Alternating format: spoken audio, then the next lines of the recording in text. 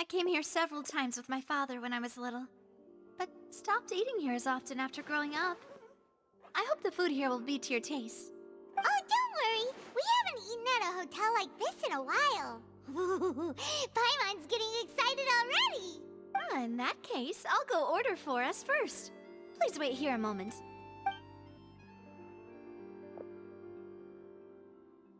Ooh, everything looks so good. People in Fontaine sure know how to enjoy life. Why, of course. Go ahead, try whatever you like. If the food's good, I'll make a group reservation for the rest of Spina di Rosula next time. And if it's not? Well, then I'll still bring everyone. Albeit with only one dish per table. You, sure have your own way of doing things. Oh, we called this a farewell meal, but we could also treat it like a victory feast, right? We did just win that case after all. Oh, true. Very true. In that case, boss, we'll have another 2 dishes. Huh? Paimon didn't mean that you had to order even more food.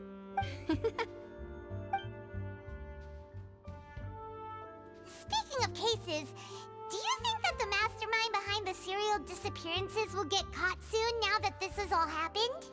Well, we've certainly taken a big step forward, but I feel that's about it.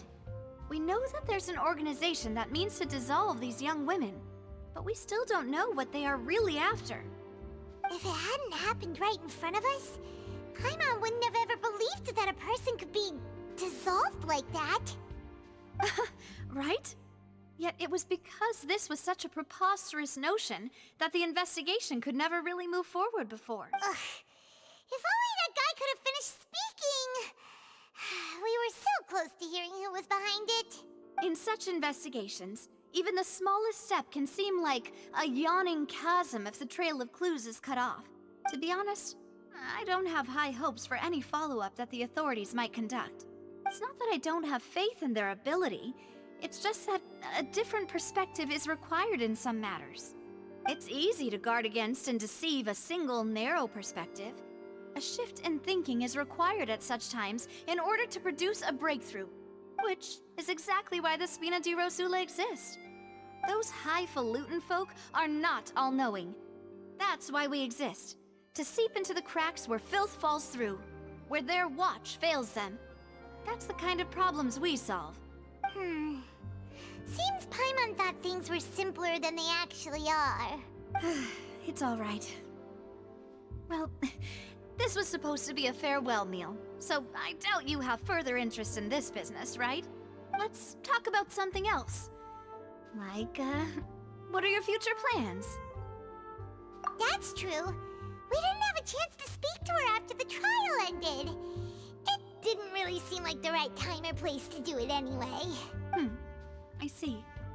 So, your primary objective, which has been foiled so far, was to have a chat with the Hydro Archon. I've heard that there's a long line of people waiting to meet Lady Farina. I suspect you'll be waiting for quite a while, considering that you missed your chance today. Yeah, we've heard that she's super popular here in Fontaine, and that it'll be tough getting any of her time. Well, would you consider some more, unique ways? Perhaps even methods of, let's say, questionable legality? Guess that's Spina di Rosula's boss for you. Chock full of sketchy ideas. Well, what did you have in mind? Well, one way would be to infiltrate a performance troupe at the Opera House, only to abandon your act at the play's climax and ask to speak to her after the performance. I'm sure Lady Farina would be eager to see the ending, and would agree in order to finish watching the play, don't you think? Could you suggest something a little more practical? This plan seems pretty hard to pull off. We'd have to go learn how to act, and acting's really hard. All right, here's another. Find a way to conceal yourselves under her bed. Then wake her up in the dead of night and demand answers. Don't let her go back to sleep until she answers all your questions. I can personally testify that this one works. When I'm sleepy, I'll do anything as long as I can finally get some sleep. That might work, but that's not really the problem. The problem Valid point. I overlooked that part. I was just thinking about leveraging a person's desire for sleep. All right, no more joking around. Perhaps you could... Oh, I don't know. Cut the line when she's on a break. You did defeat her in court, clearing citizens of hers from false accusations. False accusations she had nearly upheld personally. I imagine that she feels quite ashamed about the whole thing. You mean that if we catch her while she's on a break, she might be too embarrassed to refuse? Oh, that does make some sense. Why don't we give it a try after this meal? You know, strike while the iron is hot and all. Huh? Paimon, did you drink my Fanta? Was this your drink? Sorry about that. Paimon wasn't really paying attention and the cup was right next to Paimon. Would you like to order another? No, it's fine. We're just about done here. Alright. Honestly, Paimon wouldn't recommend Fanta anyway. It tastes kind of salty and icky. Is that so? Huh. Well, in that case, we'll have to blacklist the Fanta here then. If we're all finished eating, then I'll go pay. Yeah, we're stuffed. Thanks for the treat, Navia.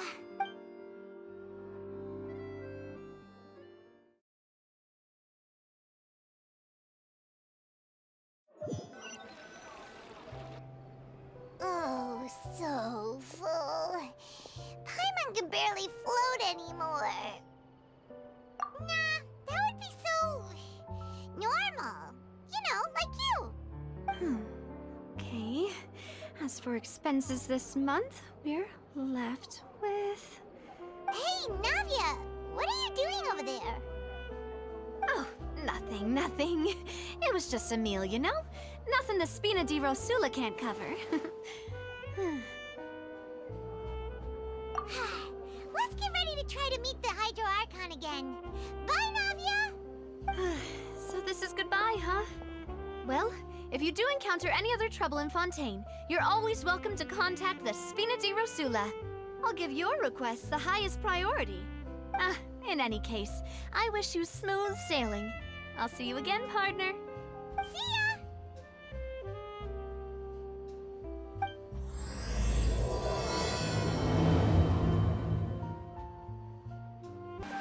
There aren't many people around anymore. Looks like that boat we took to Araneas might have been the last one. Vache. Looks like we're back here again. Huh? Traveler? Are you hearing voices again? Ugh. That's kinda spooky. Are you sure we don't want to come back in the morning? Vache. Vache. Hey, why are you still walking towards it? There might be something nasty in the water. Huh? Hang on. Paimon can kinda hear a voice. It's calling for Vache, right? Hey, Traveler! Stop walking! Come on, wake up!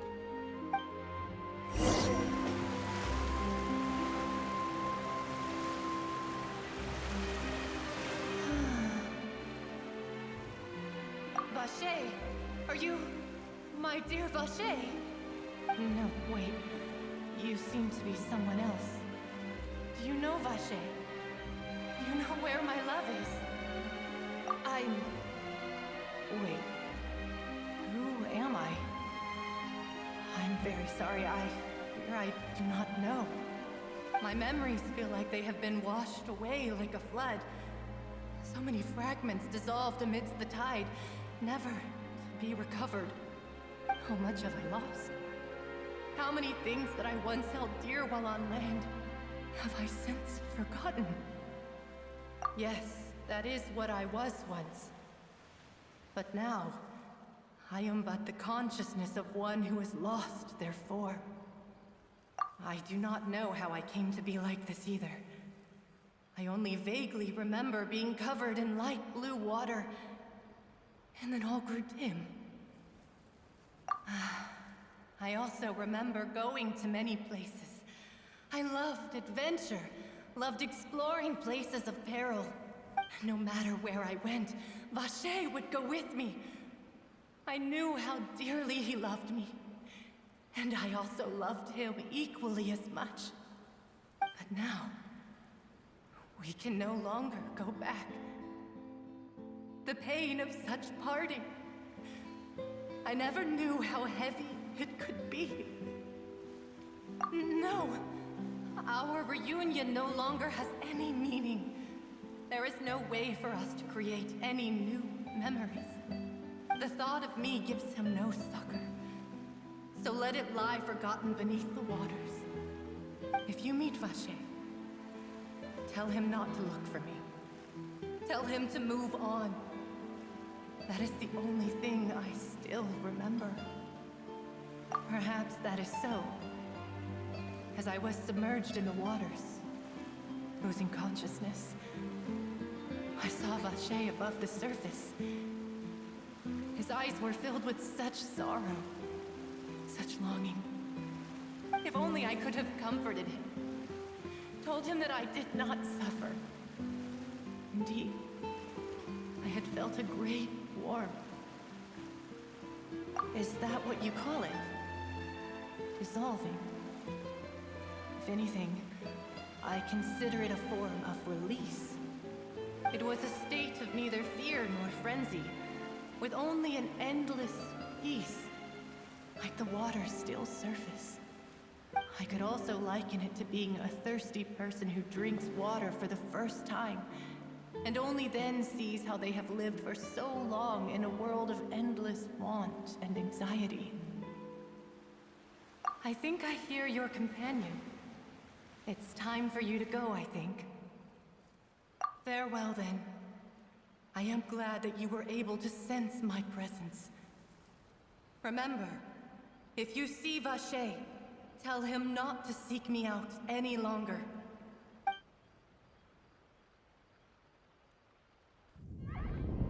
Wake up! Come on, hurry! Navi is outnumbered!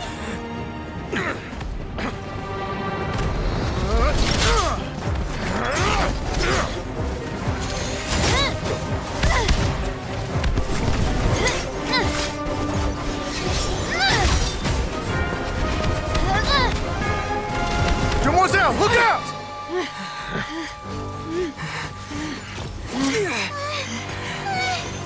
Dear God, it's a whole army of Gardamex.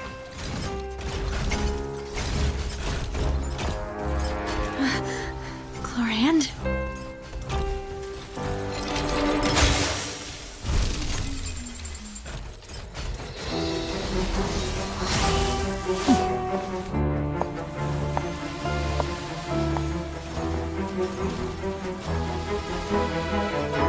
Quick, now's our chance!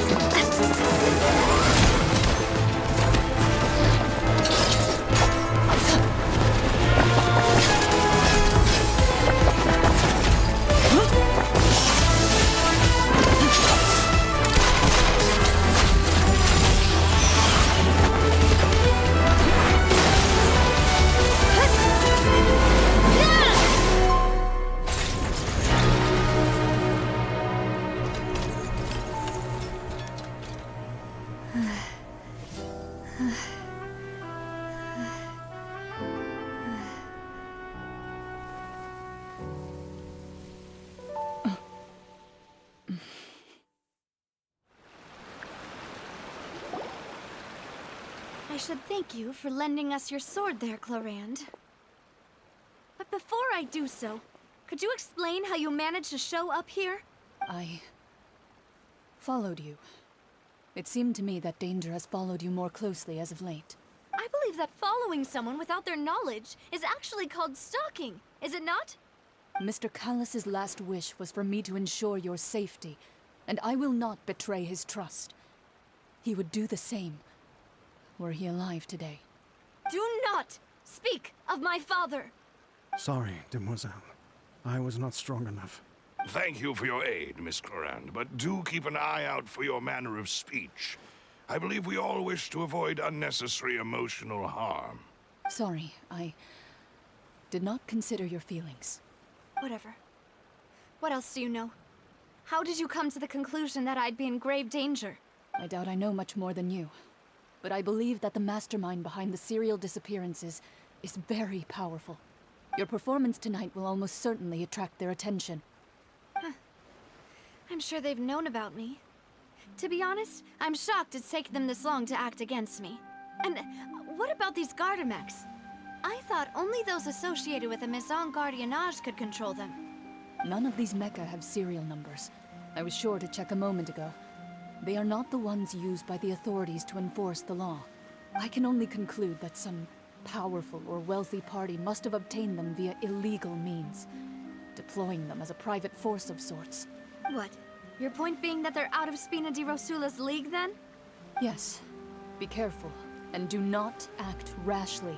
I will continue investigating no matter what. We will bring the truth to light. That's my father's true last wish. Regardless, thank you for your help today, Clarant. But if you get any ideas, tell me first. I don't much appreciate being followed. I do not think that they'll strike again anytime soon.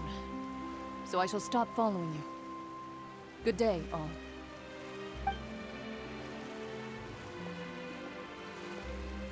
Right.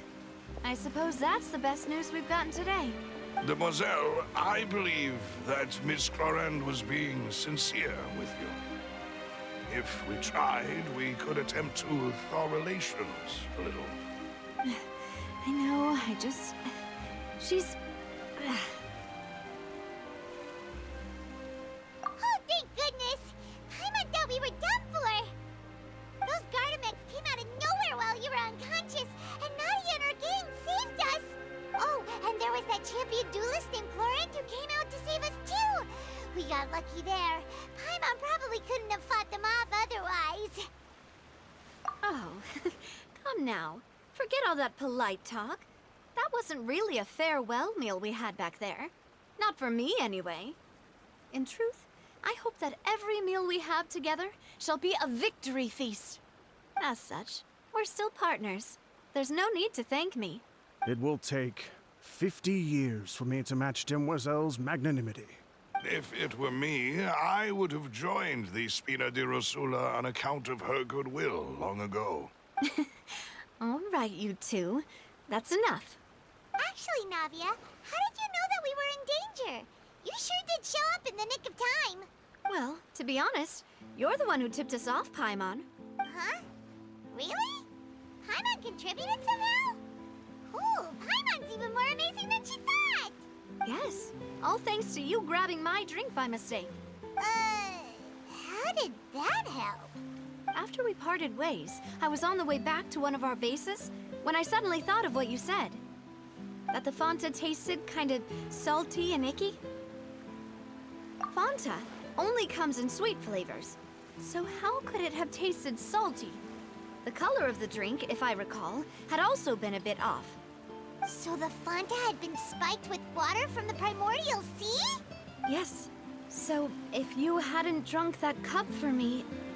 Spina di Rosula is preparing the grandest of awards for you as we speak for saving the boss. Huh?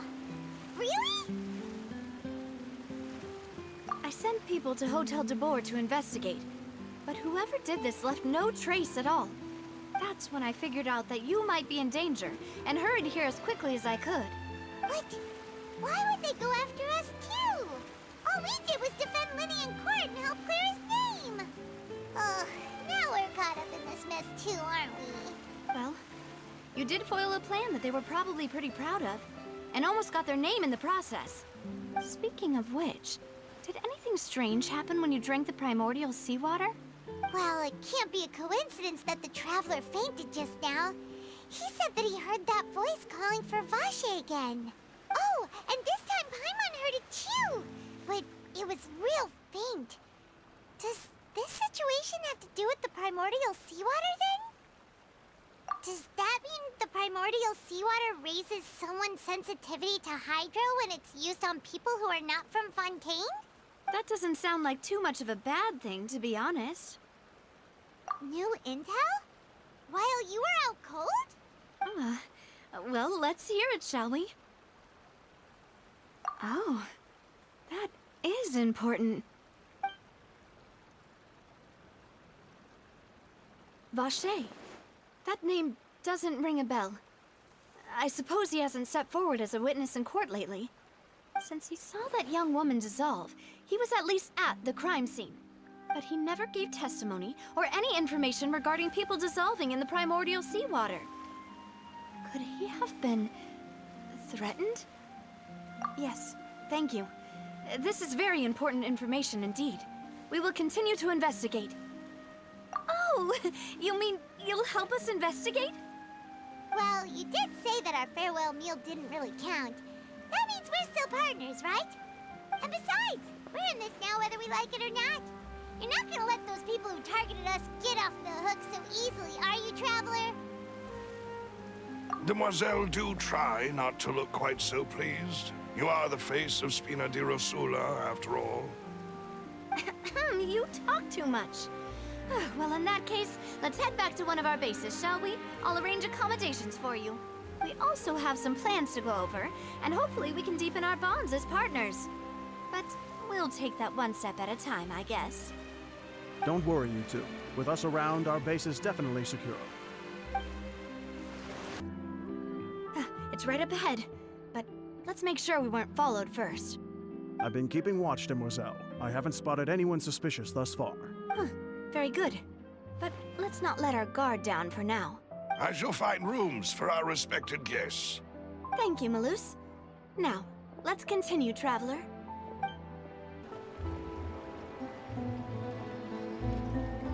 So, this is your base? It's not quite what Paimon imagined. Your accommodations have been arranged. Under the present circumstances, I can confidently say it's the best we have. Well, our funds have been a little tight lately. After all, we don't allow illegal or unethical profiteering. In fact, our funds often come from citizenry who support us. Seems like it's tough times for everyone. But if you have the support of the people, that does sound like it's worth it. To be honest, our financial situation was a lot better back when my father was in charge a few years ago. I'm afraid I'm not quite his equal. Your father...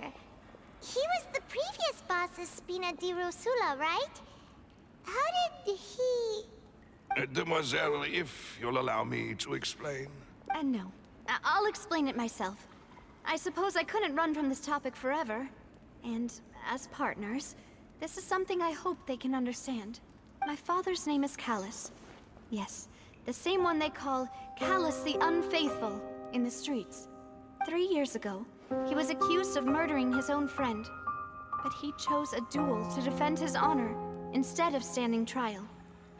He died in the duelist's ring. Oh no. But I do not believe my father was a murderer. I'm sure he was set up.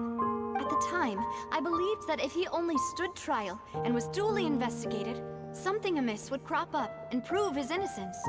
But strangely, he not only requested the duel himself, but rumor has it that even after being seriously injured, to the point where he could be deemed as having lost the duel, he refused to surrender, determined to die in the arena.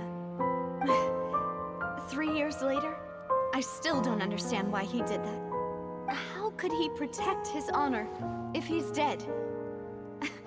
If anything, he gave up his chance to defend himself. The closest piece of info I have is that my father had been investigating the serial disappearances case at the time of his death. Ah, so that's why you're so determined to get to the bottom of that case. That's right. I've also tried to investigate the murder my father was implicated in. But I haven't found a single new clue in my countless reviews of the investigation records. However, I believe that if the murder case is related to those behind the disappearances, they must know something. I must know what really happened. Was my father coerced? Framed? Even if he really did kill his friend, I must get to the truth. If only he'd been more open with me when he was still alive. He even hid the fact that my mother died due to complications when giving birth to me. And now, here I am investigating his death. You really are a handful, aren't you, Papa? Demoiselle, please, if there is anything I can do, anything at all. I also will never believe that Master Callus murdered anyone. There are none whom I respect more than the two of you, Demoiselle. Master Callus did so much good in life, yet all it took was one murder case for him to be dubbed Callus the Unfaithful. Even our supporters decreased greatly due to that incident, hence our strained finances at present. Wait, if Callus was such a good man, wouldn't people at least be a little suspicious when he was accused? No. Perhaps people just revel in that kind of drama. It's not something exclusive to people from Fontaine, really. Everyone's like that. People love watching the evil turn over a new leaf, but they also enjoy watching good people fall into an abyss from one slip-up just as much. But how could... Never mind. If Callus was really falsely accused, we have to find the truth. He didn't deserve to have that happen to him. There is one other thing. Master Callus's opponent in the duel was Ms. Clorand. Oh, her? Well, then, isn't that as good as saying that she was the one who killed him? Yeah, that's not the sort of thing that you can just let go and move on from. Ms. Clorand has always placed great emphasis on the honorable nature of the duel. If her opponent doesn't yield, she will not stop either. She knew Master Callus beforehand and greatly respected him, but seeing how he was resolute in the arena, there was only ever one choice she could have made. It's not that I don't understand her at all, but I just can't deal with this yet. Don't worry, Navia. Paimon knows how you feel. You don't have to force yourself to do that. Afterward, Ms. Clorand told us that at the start of the duel, Master Callus requested that she ensure Demoiselle Navia's safety. Yes, that is our understanding as well. Oh, Papa. What madness drove you to ask the person who killed you to take care of me? All right, anyway, that's the information I wanted to share with you. Even if it did sound like I was just complaining towards the end. Thanks. You two should go and rest. This was quite a day after all. Yeah. Paimon's beat. Please, relax and get some sleep. We will ensure you rest soundly.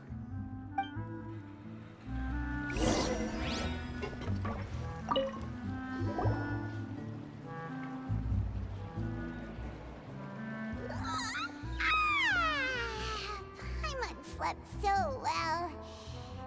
This place feels almost too safe. Huh? Navia? Where did the other two go? I sent them back to Poisson. It's Spina de Rosula's place of origin, and where we have our headquarters. There's not much for them to do here at the moment. Paimon gets the feeling that you're just trying to get them off your back. But never mind that. When did you get back? Were you waiting here the whole time?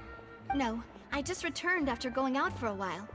I did some investigating yesterday regarding the name Vacher. Wait, so you didn't sleep at all? How could I after having such critical new evidence appear? Guess Paimon wasn't speaking for everyone just now, huh? Unfortunately, this name seems to have been wiped from existence. It doesn't seem to have a match anywhere. I suspect that those behind this have already taken steps to hinder an investigation from this angle. But that does prove that this Vacher person is a key witness in the incident. Does that mean we're too late, though? No. There is one ray of hope. One place in Fontaine that they would find almost impossible to threaten, no matter how much they wanted to. And that is the archives kept by Chief Justice Neuvillette, a place where detailed files on all the cases in recent years are kept. If the Oceanid you met is one of the young women who went missing recently, we should be able to find some related information there. So Neuvillette maintains an archive of case files? Whew. Guess that's the hard-working Chief Justice for you. In that case, let's go talk to him, shall we? Aren't you coming along, Navia? Did you get tired? No, it's nothing. Let's go see the Honorable Chief Justice.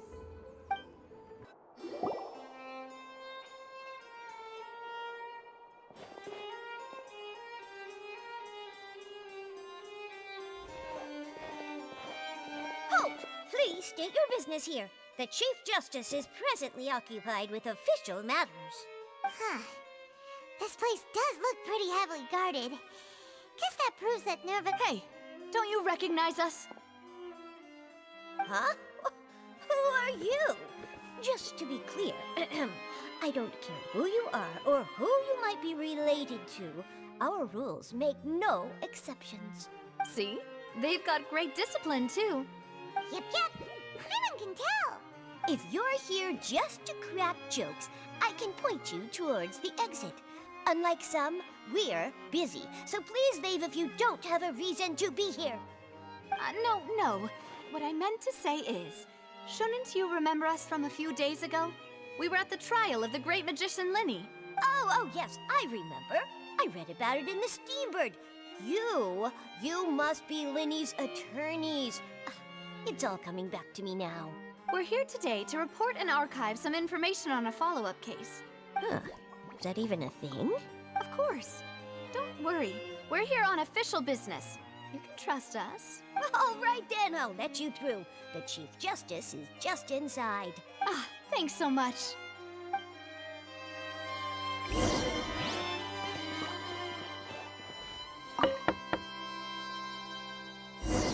Please come in.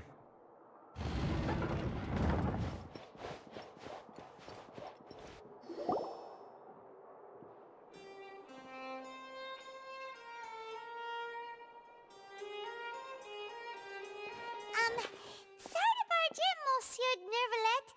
We only lied to get in because we didn't know any other way. It's all right. Please let me know how I may be of assistance to you. So you're not mad at us? We're looking for a man called Vache. He may have been an eyewitness in the serial disappearances case. If we can find him, we may be able to unearth some key information on the case. Ah, I see. In that case, please wait here a moment while I browse through the files.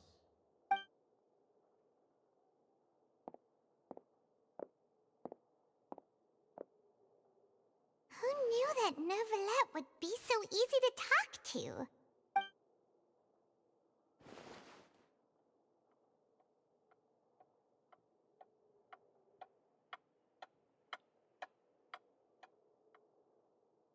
Unfortunately, I'm quite certain that no one by the name of Vache has been involved in any case, criminal or civil, in the past several years.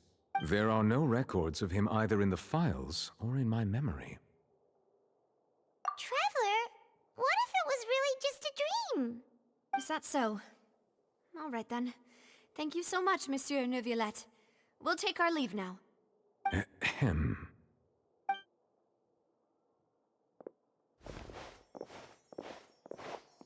Miss Navia, I can understand how you feel.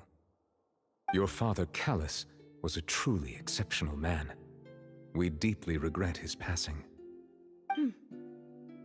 And what are you trying to say, Monsieur Neuvillette? Are you trying to console me? Extend your sympathy? Or just express some tendril of regret? No. You are not trying to do any of that. I can hear it in your voice. There's no emotion behind your words. You only said those things because you felt like you should. It's just like last time. After my father took his place in the duelist ring, I pushed through the guards to talk to you as a last resort. You even told me then that you thought there was something fishy with the case, yet you still allowed the duel to go ahead. In your eyes, the value of a human life is nothing compared to those cold laws you hold so dear. If you truly regret my father's death, then why didn't you call a stop to the duel? Why didn't you give me the power to stop him from throwing his life away? Why did you just let him die, despised and hated by all? Everything was hanging on a thread at that moment. Just the tiniest effort could have changed everything. There are still so many things I never got to tell him. So many questions he still owes me answers to. If you really have no heart, then just look me in the eyes. I, Navia, will show you the true meaning of regret. I'm sorry, Miss Navia. You and my father are truly alike. You keep all kinds of things in your heart and never say a word to anyone. It's not so much that you can't feel, but that you would never express anything. Oh well. In any case, everyone already knows full well the apathy of the Chief Justice. My apologies for taking my emotions out on you, Monsieur Chief Justice. Let's go, Traveler and Paimon.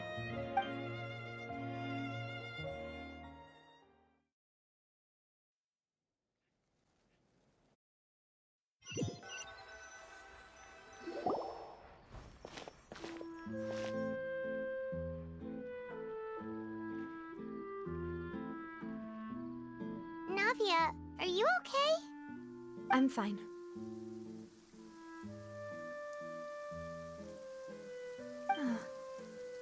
Rain. It's raining. You're right. Wasn't it still sunny when we went into the building?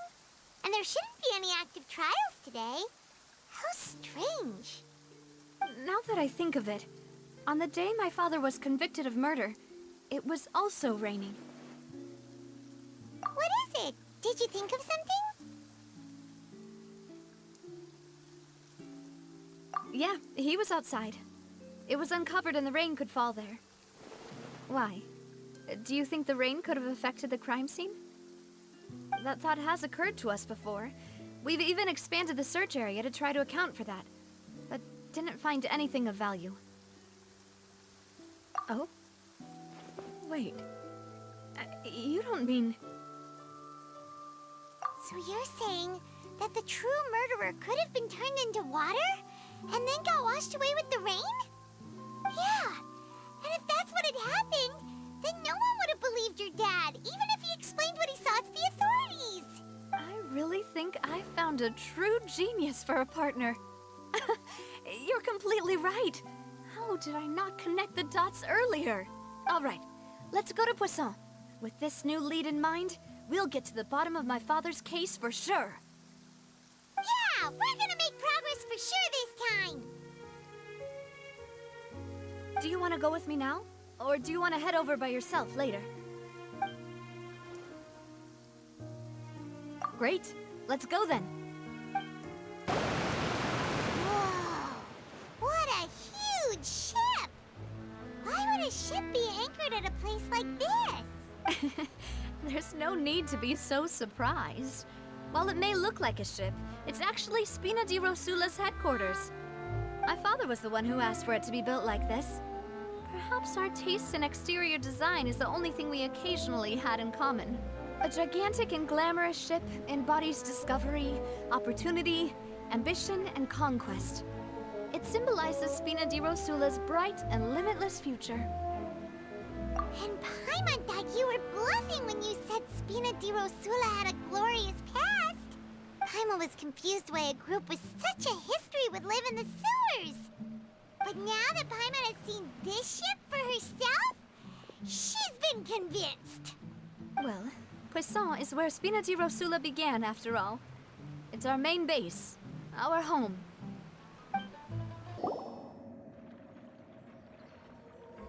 Melus, we're back! Apologies for the wait, demoiselle, and our most important partners. You said before that you still had some business at the court. What brings you back to Poisson so quickly? About that. It's because my partner here reminded me of something really important. You see, what if my father's case had something to do with water from the primordial sea? You still remember, right, Melus? On that night, it was raining? Yes, the case was quite similar to that of Mr. Linney's. Both were what you'd call impossible murders. Could you tell us a bit more about what happened before? Yeah, of course. Many years ago, something called synth began to gain popularity in Poisson. At a glance, it was a kind of drink that could excite your mood and produce many pleasant hallucinations. Wait! Didn't that guard guy who turned into water also mention that the primordial water could be used to produce some kind of potion? Yes, he did. Considering what we know now, it's almost certain that synth is created using water from the primordial sea. If you drink synth for an extended amount of time, you'll suffer many side effects, such as losing the ability to focus or control your emotions. And if you were to stop drinking it completely, you'll experience flashes of paranoia and anxiety while lacking energy to do anything. It's an extremely dangerous substance. As he oversaw Poisson, my father was compelled to put a stop to synth abuse and called for a complete ban of it. Boss's uncompromising attitude incurred the synth vendor's wrath, but no matter how much they threatened or bribed him, he refused to yield. Not only that, Boss became determined to find the mastermind behind the synth operation and put an end to the problem once and for all. Yes, but the enemy was very cunning. So he could never get anything out of the dealers, all of whom only sold the stuff and weren't privy to the rest of the operation. Recognizing that, my father decided to contact the dealers in secret and cultivate personal relationships with them. Finally, he was able to convince someone to become his informant. The man's name was Jacques. He felt greatly ashamed about his work after seeing many families destroyed by synth abuse. That night, my father hosted a banquet at his countryside estate. He planned to meet up and exchange information with Jacques over some food. But then, we heard 2 gunshots from the courtyard. We raced to the scene and found my father, still holding a gun, and Jacques, who was already dead on the ground. Huh? How did that happen? Aren't they on the same side? Sounds just like Lenny's case, doesn't it? In both cases, the culprit seemed obvious, but neither appeared to have any motive at all. Looking back on it, though, I now believe the most important clue was something we all overlooked at the time. There were pieces of clothing left at the scene. Precisely. It's all thanks to you that I made the connection now. Back then, we all just thought they were some costumes that Jacques used to disguise himself at the banquet. But, considering it now, it's almost certain that they belong to a third person at the scene.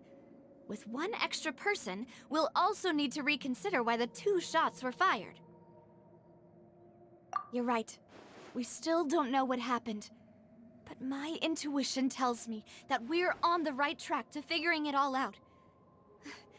I'm finally headed towards the truth. Jacques was an empathetic man who was infinitely remorseful for his past actions. It's unlikely that he turned on Boss with 0 warning. I think this third person is probably the key to the full truth.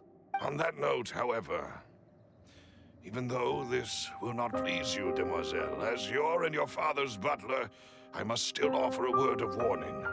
Our opponent is insidious and cruel. They are extremely difficult to deal with, and Boss has already lost his life trying to bring them to justice. Even though Spina de Rosula has lost most of its former glory, Poisson has welcomed a new time of peace, and we have been allowed to live out our lives. There is no need to follow your father's path.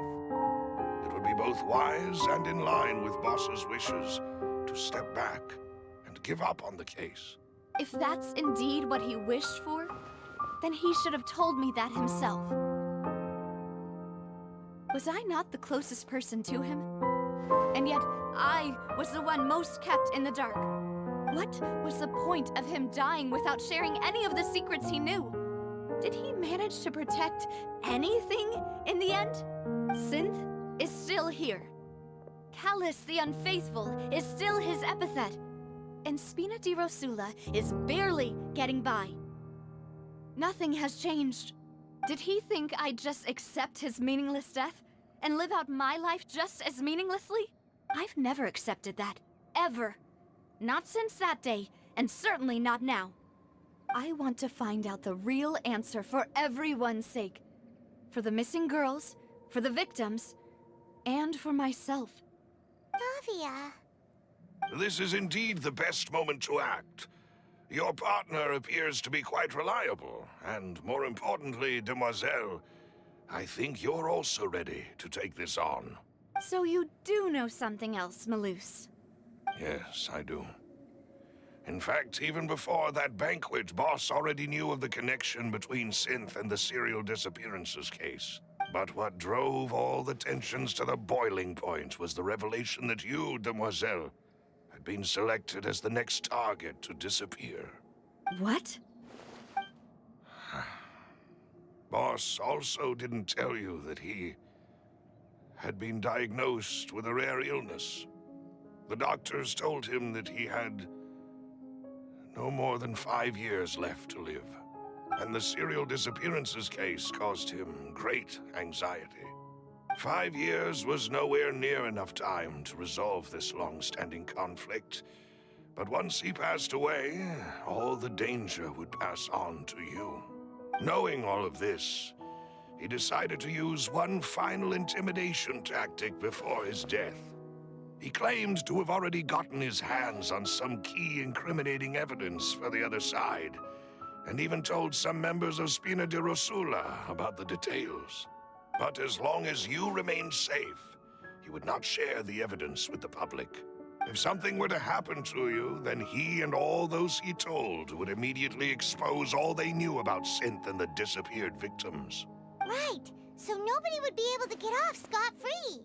As we've seen, Boss's tactic has worked. Even though Boss has been gone for a long time, the other side has not tried to take Demoiselle's life. No, I don't believe it. He never appeared to look sick to me. No father wants their daughter to see them weak and haggard, especially someone as proud as Boss.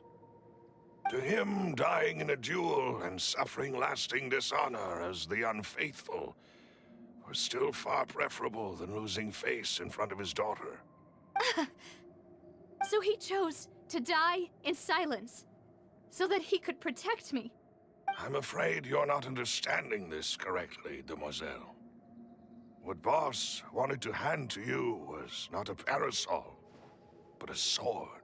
If Boss's spirit could hear you telling me that you want to find the answer for the sake of everyone involved, I'm sure he'd be extremely proud. That fool. Couldn't he have just given it to me straight? No.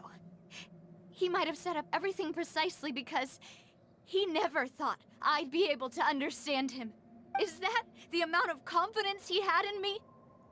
And what if I was never able to make it to where I am now? Yeah. I suppose that's true. With the way he'd set things up, if I had wanted, I could have just lived out my life without a care in the world. But thankfully, he rarely talked to me about complex matters, and thus understood little of me as a person. In this case, he really didn't need to give me an easy way out. Malus, what was the key evidence that he shared with you? It's the location where Synth is produced.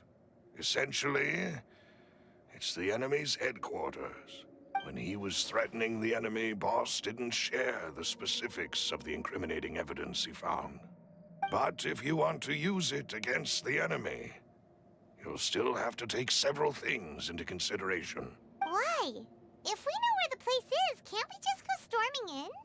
You mustn't forget that we're fighting against a mysterious and dangerous organization that's been in operation for decades. There's no telling what might be lying in wait at their headquarters.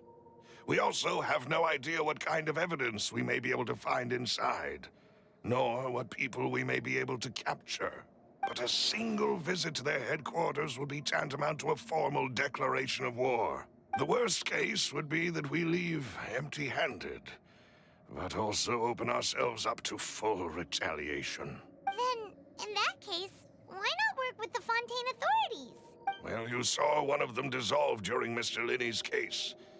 We have no idea just how thoroughly they may have been infiltrated. Huh. That's true. Seems my father really had no choice. But things are different now. It should be a lot easier to prove the other side's guilt, now that we've connected Synth with the Disappearances case. You sound like you've put a lot of thought into this, Malus. I am the butler, after all. I live but to serve the boss and Demoiselle's will. I've always been willing to take on any kind of risk for your sake. But considering my relative lack of ability, I've spent my time keeping secrets, performing basic investigations, and waiting for the right time to come. Thank you for all of that, Malus. Have you discovered anything new in the past few years? Let me think. One conclusion I came to was that the enemy must be quite familiar with Spina di Rosula, or at least have an informant planted here. When I announced orders to the organization's members on Demoiselle's behalf, I used to deliberately keep a few people in the dark and observe the reactions of the synth vendors. If the vendors didn't change their plans, then the individuals informed of our orders must be innocent. If the vendors packed up and fled, however, then someone must have given them the news. After several rounds of testing and investigative tracing, I've narrowed the suspect list down to 3 people. The first is Florent, Spina di Rosula's senior advisor. Huh? Florent? Yes, surprising, isn't it? He was one of the people Boss trusted the most, which also means that he was someone who understood Boss really well. Thanks to his position within Boss's innermost circle, he always knew our upcoming plans and could thus avoid capture this whole time. There's someone else like him too. Marcel, the head of Confrérie of Cabrières. Uncle Marcel. It's a guild in Poisson. Boss helped it to grow to its current size and prominence. In the beginning, they were only reselling some daily goods, but now they're one of the richest guilds around, with a lot of business connections in the city. So, they're like a sister organization of Spina di Rosula? Yes, you can say that. When we were fighting against the synth dealers, they provided us with plenty of support. It's a bit difficult to imagine someone using their own money to hunt down themselves. The final suspect is Thierry, the man responsible for coordinating information between Spina di Rosula and the guards. Although the guards mostly leave us to our own devices, there are still many activities we have to report to the local authorities. Since Thierry is always in the know about our current activities, he could theoretically always plan one step ahead.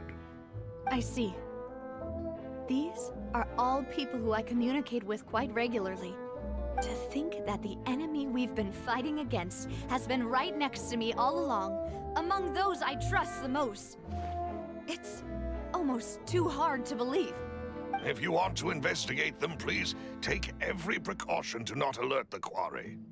Judging from our experience, the enemy is extremely cautious. Of course.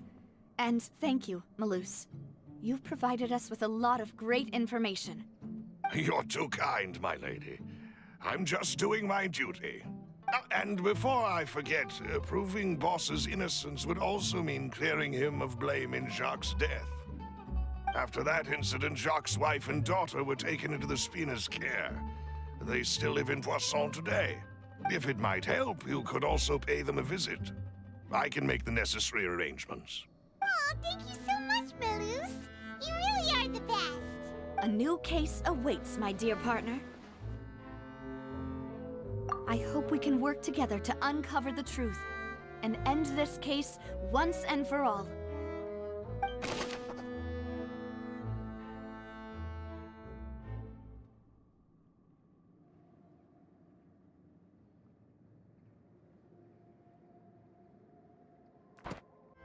It is settled, then. Please excuse me, and enjoy your conversation at your leisure. Thank you for arranging everything for us, Malus. Excuse me, miss. Do you need anything from us? Oh, Hey, Navia's all quiet. This isn't like her at all. I'm sorry that I only came to visit after all this time. After what happened, I didn't know how I was supposed to face the two of you.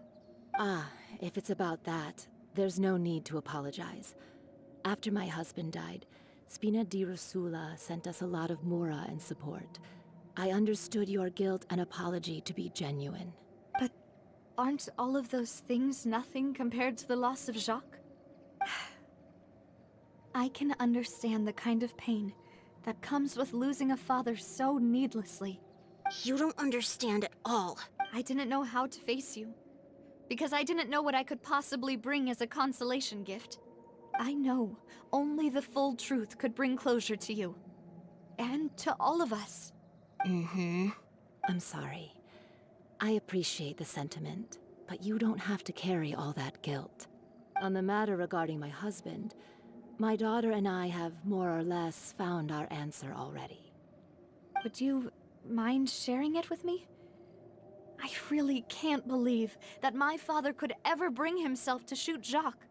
I always knew that my husband's money was earned through others' suffering.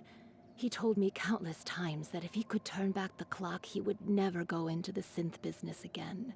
He had many regrets, and felt that he took the idea of providing for his family too literally. For the longest time, he thought Mora was everything. So when Mr. Callis came to him with a proposal, he accepted it almost immediately.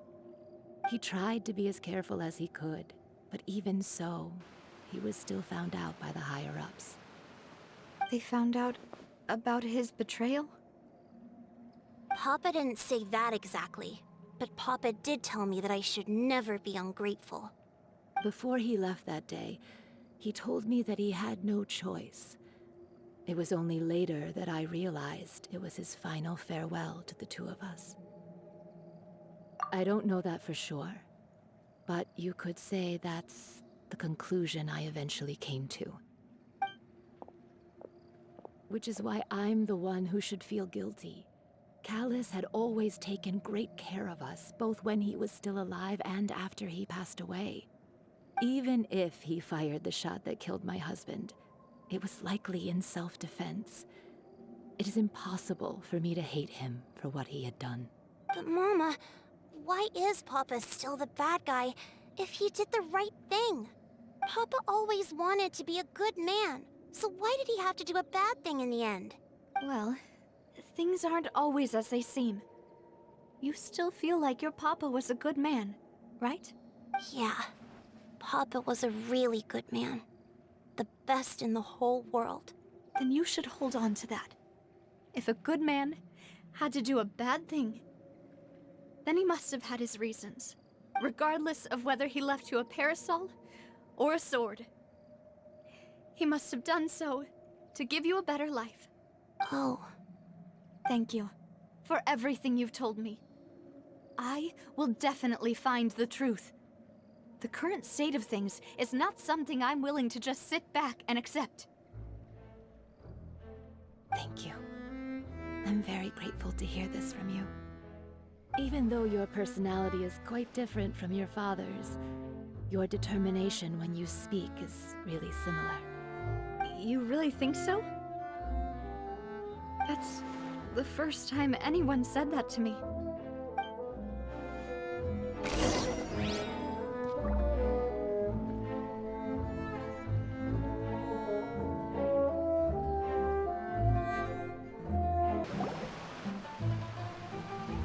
Greetings, boss. How may I be of assistance today? I'm sure you've heard about what happened at the Opera House. Someone got turned into water right in front of us. Yeah, I've heard. With something that dramatic, I'm sure journalists will milk it for all it's worth. And it'll be all the talk for the next several weeks. It also reminded me, on the day that the incident happened with my father, it was raining outside, and we found some clothes left at the scene. After my partner here put the dots together for me, I feel like we should try to reopen his case. Can you do me a favor and try to recall what happened that night? Let me think. Mr. Callis was feeling pretty upbeat that day. So he was drinking and bantering away with us at the table. After that, he told us that he wanted to go get some fresh air. So we let him go without thinking much of it. Who knew that we would hear 2 gunshots ring out right after? My first reaction was that Mr. Callis's life was in danger. So I grabbed my holster and made a mad dash toward the scene. But when I got there, it was already too late. Mr. Callus was standing over a dead body with a gun in his hands. All we could do was look back and forth at each other, not knowing what to say. So you also remember 2 gunshots then? Indeed. The guard said that the first shot didn't hit anyone, while the second killed Jacques. But I've never really bought that explanation. Reason being, Mr. Callus had left his gun on the table. I even made sure to confirm that before running to the scene. But according to the guards, that doesn't mean he couldn't have had other guns on his person. About the clothes left at the scene that you mentioned. Do you think there was a third person there who was turned into water? At least from our perspective, my father had no reason to kill. So he would also have no reason to bring an extra gun with him. The gun he was holding probably belonged to Jacques, or a third person on the scene. Yeah, that makes a lot of sense. So you're saying Mr. Callus ended up with the gun because he seized it from one of the other guys? But hold on. If that's what had happened, then why didn't he share the truth with any of us? He didn't even want to face the Oratrice machine, and chose instead to prove his honor in a duel. Did he lose all faith in the courts after seeing someone dissolve right in front of his eyes? About that, Malus told me a thing or two. So, I think I can understand why he committed to the duel. I'll tell you everything, once the whole truth has been revealed. I understand. Then, I'll leave Mr. Callus's honor in your hands, boss. And if I may just say one more thing. The whole Callus the Unfaithful epithet has been a thorn in my side since the day it was invented. Many people have laughed at me for still calling him Mr. Callus, even after so many years have passed. But it was Mr. Callus's trust that allowed me to rise through the ranks of Spina di Rosula and live the life I lead today, no matter what others might say. He'll always be the man I respect the most, and he'll always be my boss. Don't worry. I will definitely find the truth. You and all our other comrades at the Spina deserve to know the truth as well.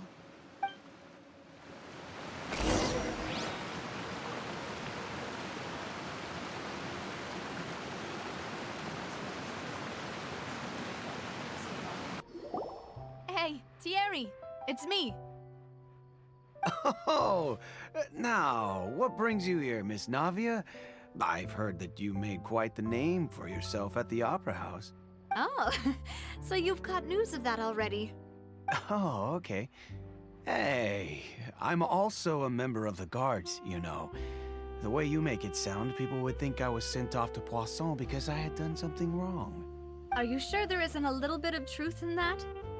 Under normal circumstances, shouldn't you have been called back to the city already? I mean, where I work is really up to me. Let's just say I enjoy the ambiance of Poisson.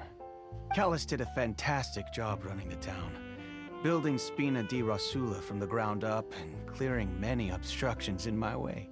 It would be next to impossible for me to find a similarly easy but high-paying job in the city. Anyway, enough chit-chat. Are these 2 friends of yours? You, here for some formal business? Yes. These 2 are my partners. What happened at the Opera House made us realize that Linny's case and my father's may be related. We're trying to reinvestigate the details of my father's old case. Ah, I get it. You think there might be more to the case now that we know people can be dissolved into water, right? I was also flabbergasted when I first heard of it. If you want to go through the original files from your father's case, I can help you look for them. That'd be much appreciated. Thank you. Actually, I have another question. Do you have the authority to dispatch Gardamex? Of course. Without them, I couldn't possibly handle Poisson on my own. Why do you ask? We definitely can't use them to forcefully get more evidence for your father's case. Well, you see, just recently, we were attacked by a horde of unnumbered Gardamex in the city. So, if you hypothetically wanted to do something against me, all you would need to do is get rid of the mecha serial numbers and send them after me. Then you think too highly of my abilities. Dispatching mecha is very different from controlling them. If I had to make an analogy, when you order a dish, the chef will make it for you. You can ask the chef to cook, but not to massage your shoulders or carry your baggage. If you try to make unreasonable demands, the chef would just think you're out of your mind and ignore you completely. The same goes for me and my Gardamex. Removing a serial number is also not as easy as you might think. There are a lot of complex steps to it, and it's almost impossible to keep it a secret. So I can promise you, those mecha were definitely private units. They're certainly not cheap. So, whoever their owner is must be super rich, powerful, or both. Now that you mention it, though, being in the synth business would definitely be profitable enough to afford this. Oh, then you're officially in the clear, Thierry.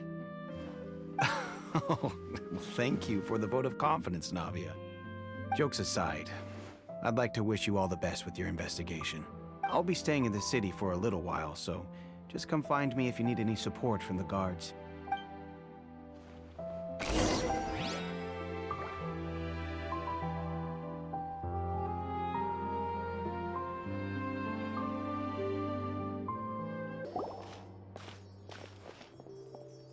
Hello. How may I help you? I'm here to see Marcel. Could you please let him know? You can just say Navia's looking for him. Sure. I will let him know right away.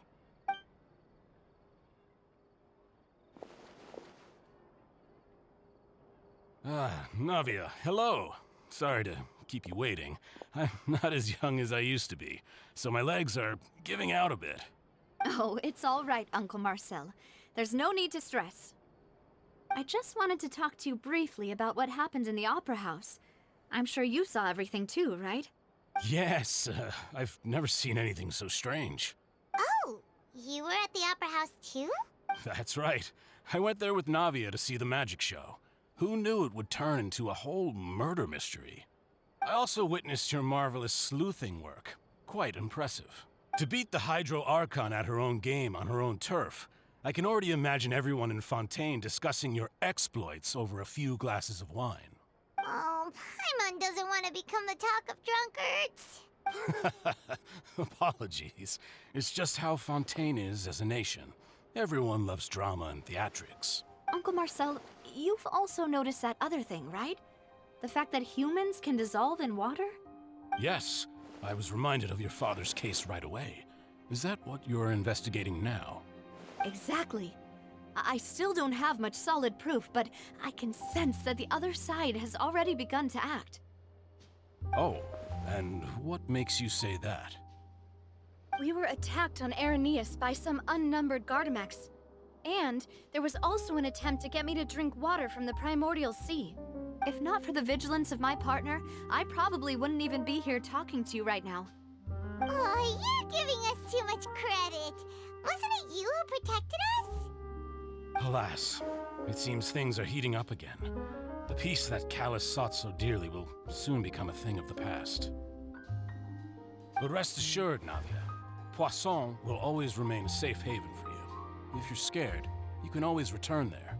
If anyone dares to lay their hands on you there, the Confrérie of Cabrières will use its funds to the last Mora to bring them to justice. Thank you, Uncle Marcel.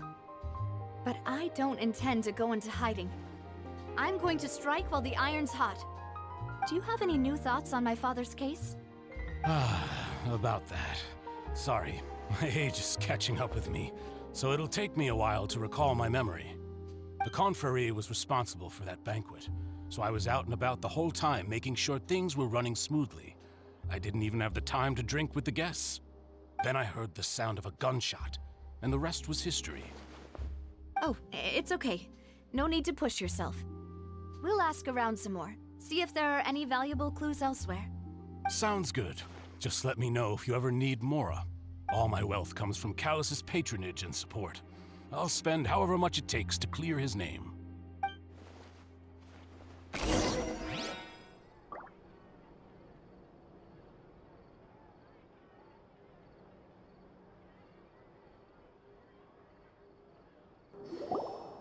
we've talked to all 3 suspects, purely based on their conversations with me. None of them sounded particularly suspicious. I suppose that's to be expected, though. If a single conversation's all that's needed to find them out, then my father wouldn't have needed to investigate the case for so many years. Anyway, even though we didn't make a breakthrough, let's still compile what we were able to find. But where should we start? Ah, you're right! Flora mentioned that Callus probably only ended up with the gun because of circumstance. That makes sense. According to Jacques' family members, he already told them that he had been discovered, and that he had no choice before he left home that day. If I had to guess, he probably received an order from the synth boss to kill my father. Had he refused, he and his family's lives would have been forfeit. So, Jacques fired the first shot? Oh? And why is that? Ooh, that's a good point. Jacques probably already knew that he was just being used as a tool for murder. And once he had completed his mission, he'd be of no more use to his boss.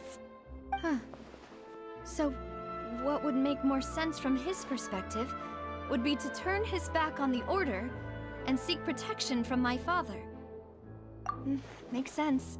But without evidence, that's still just a theory. Besides Jacques, the attack from the Gardamex has been bothering me quite a bit as well.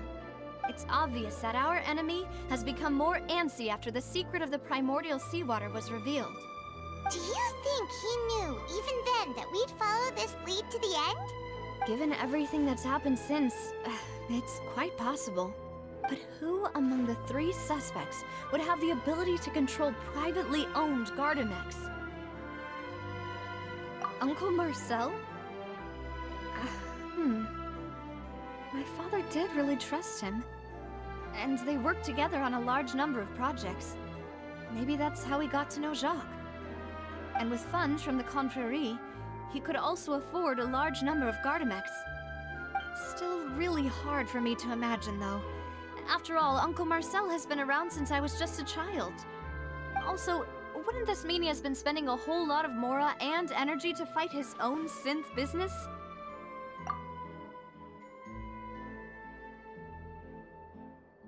Thierry, you say? It is possible that he's figured out a way to convert the Gardamex for personal use. But I didn't feel like he was lying when he was talking to us about the mecha. I also don't think he'd be able to keep that kind of tampering under wraps. Yeah, had he actually tampered with the mecha, we'd be able to prove it with a simple check of the guard's inventory. If the mecha were taken from the guards, it should be pretty easy to find out when and how that happened. Florent? It is true that he was closest to my father, and thus had the best chance of learning about his dealings with Jacques. But as Spina di Rosula's advisor, his work mostly deals with personnel and security, so he shouldn't have much means when it comes to finances. So you're saying he's too broke to afford a mecha army? Exactly. He can't. And even if he could, I don't think he would be able to dispatch a whole group so quickly. Who could it be?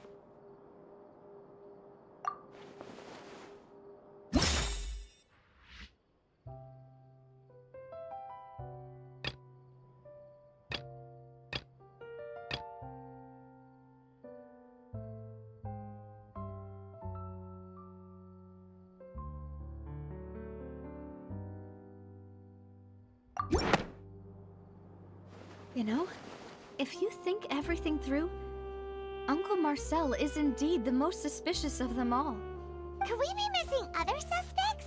Malus didn't know about the people turning into water thing when he narrowed it down to these 3, did he? Malus has always been very reliable, and his judgment of others' trustworthiness has been fair and well considered. When he laid out his case for the 3, the rationale he gave me made a lot of sense as well. The suspect is knowledgeable about the Spina's internal affairs, has the means to dispatch Mecha to assassinate us, and possesses significant intellect and foresight. Even if I don't want to believe it, I'm starting to see how things could all tie back to Uncle Marcel. Well, we still have another trump card on top of all the theorizing and speculating. Yes, Malus did say that charging straight in there would be extremely risky. But we don't have any other options right now. We need far more solid proof before we can hope to go charging in on our enemy. Navia, here you are. Oh, I've been looking for you. Huh? Aren't you the guy from the guards? Did something happen? Yeah.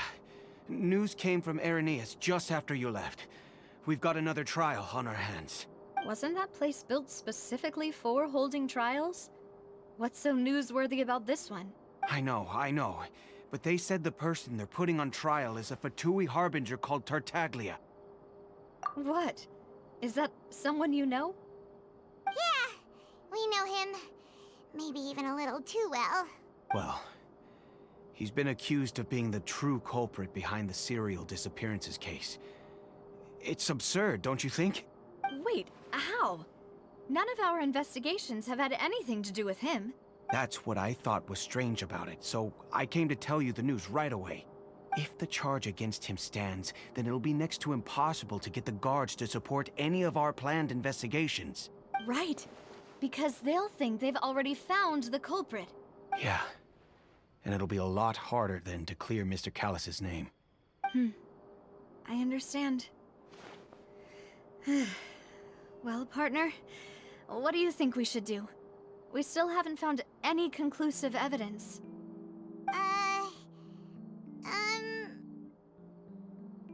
Huh?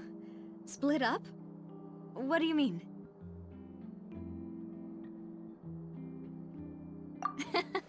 Just as expected of my partner.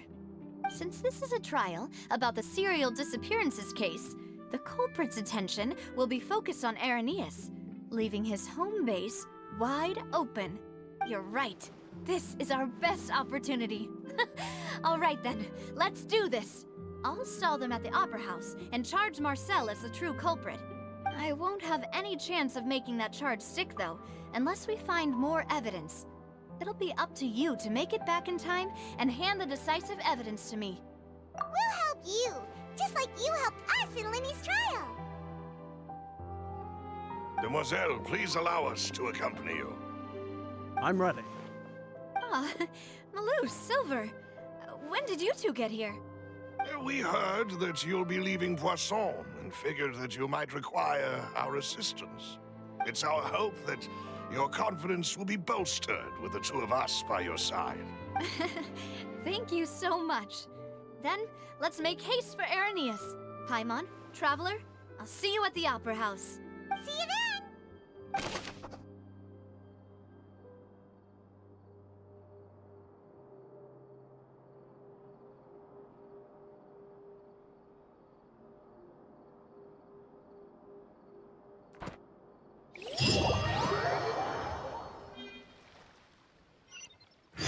Now that Navia has set out for Irenaeus, we should also get going.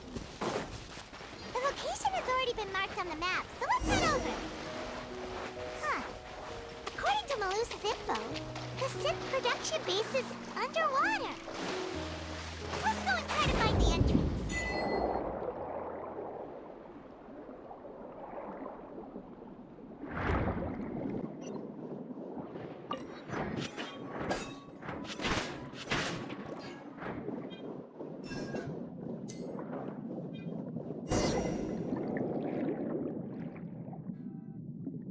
Finally found it!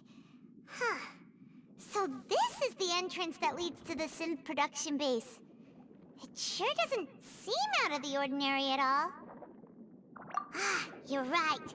An important place like this is bound to have a ton of protective measures and mechanisms. Navia's probably arguing up a storm right now to stall for us.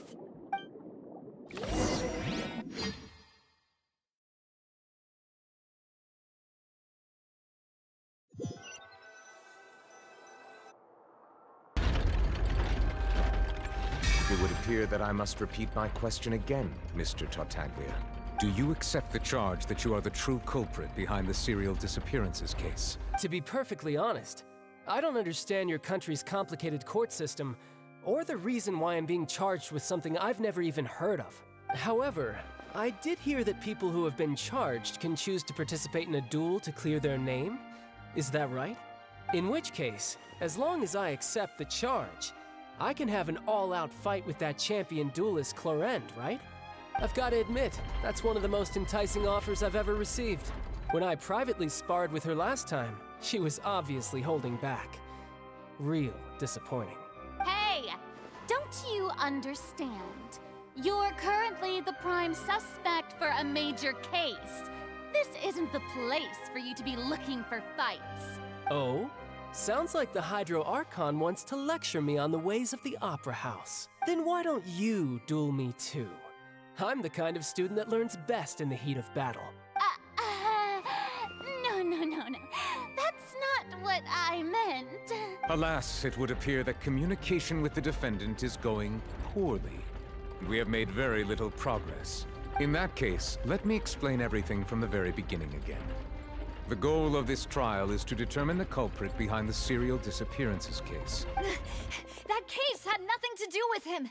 You've got the wrong man. Huh? What's going on? Why is she interjecting again? I told you it couldn't be one of the Fatui Harbingers. Miss Navia, this is the second time you've interrupted the court proceedings. I only tolerated your behavior last time because you were able to provide the court with a key eyewitness. But that was an exception rather than standard court protocol. I can very well charge you with contempt of court for your interjections. Oh, please. Did you ever think I had any respect for this place's pointless theatrics? We can put that discussion aside for now. I'm not here to argue with you.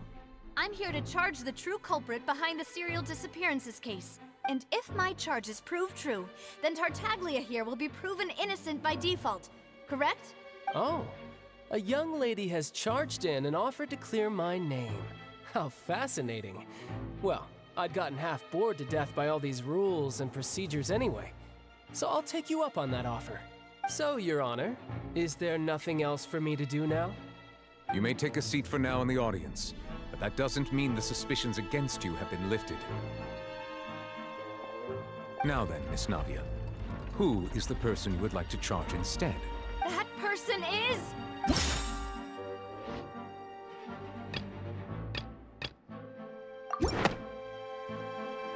Marcel, the head of Confrérie of Cabrières. Huh? What confrérie? Never heard of them in my life.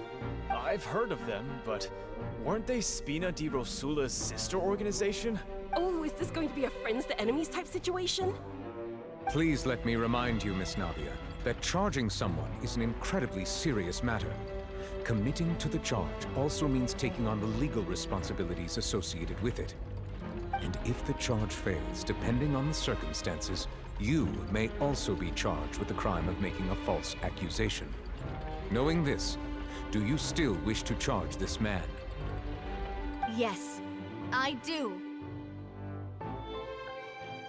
In that case, I declare the charge to be valid. Miss Navia and attorneys, please take your places on the court. Members of the guards, please contact Mr. Marcel right away so that he may stand trial.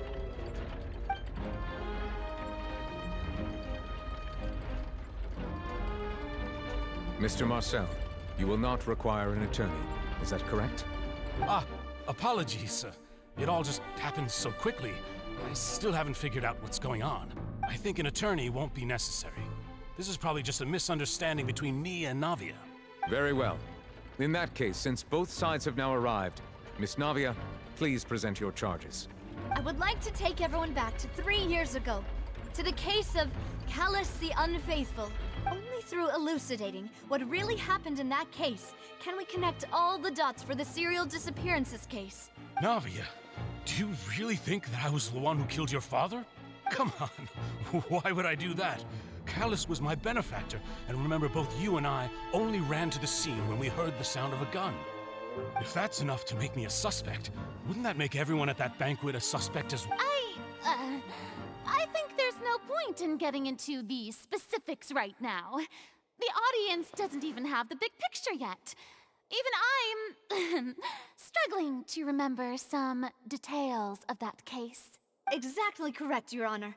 I must refresh everyone's memory about that case before I can explain my charge and reasoning. I see. In which case, I will recount the findings about that case as originally recorded by Maison Gardiennage.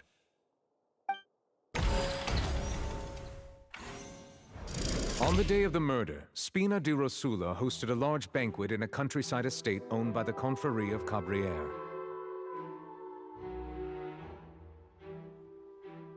During the banquet, all attending guests heard 2 gunshots from the courtyard. When the guests arrived at the scene, they found the primary suspect, Callus, holding a gun, while his acquaintance, Jacques, lay dead from a gunshot wound. The guards' investigation did not recover any other firearms from the scene. As a result, they concluded that the suspect's first shot must have missed, while the second must have taken Jacques' life. The suspect did not dispute this conclusion, and also declined to defend himself in court. Instead, he chose to prove his innocence through a duel. Callus was defeated by champion duelist Clarand in the ensuing duel, and soon succumbed to the injuries. These are the known facts about the case.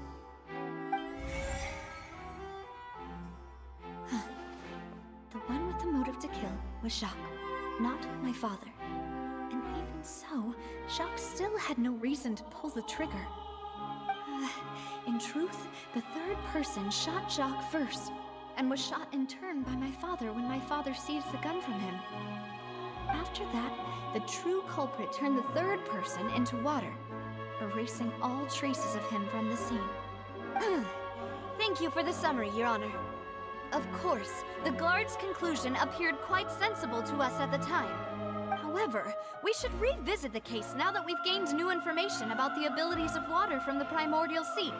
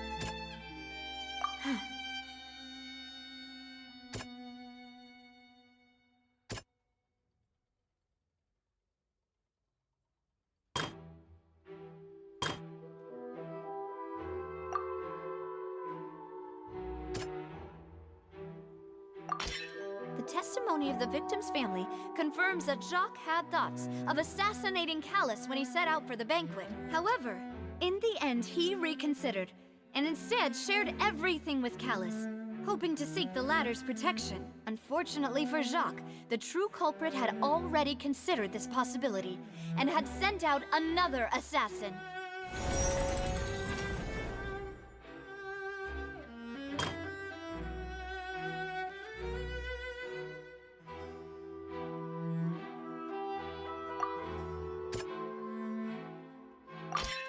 This assassin first shot Jacques, then turned to shoot Callus, only for Callus to wrestle the gun from him and kill him instead.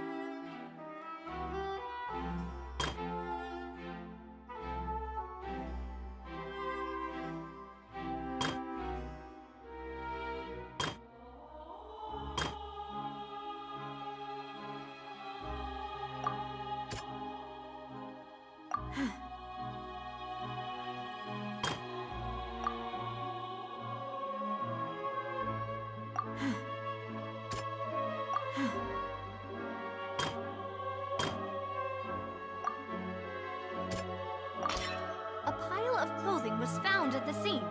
The guards once believed they were used by Jacques as a costume to disguise himself.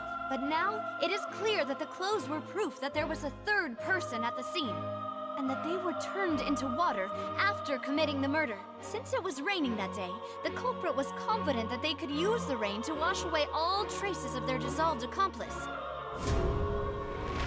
Realizing this, the true culprit caused the hired assassin to dissolve into water, leading everyone to believe Callus was responsible for Jacques' murder. This is the true version of events.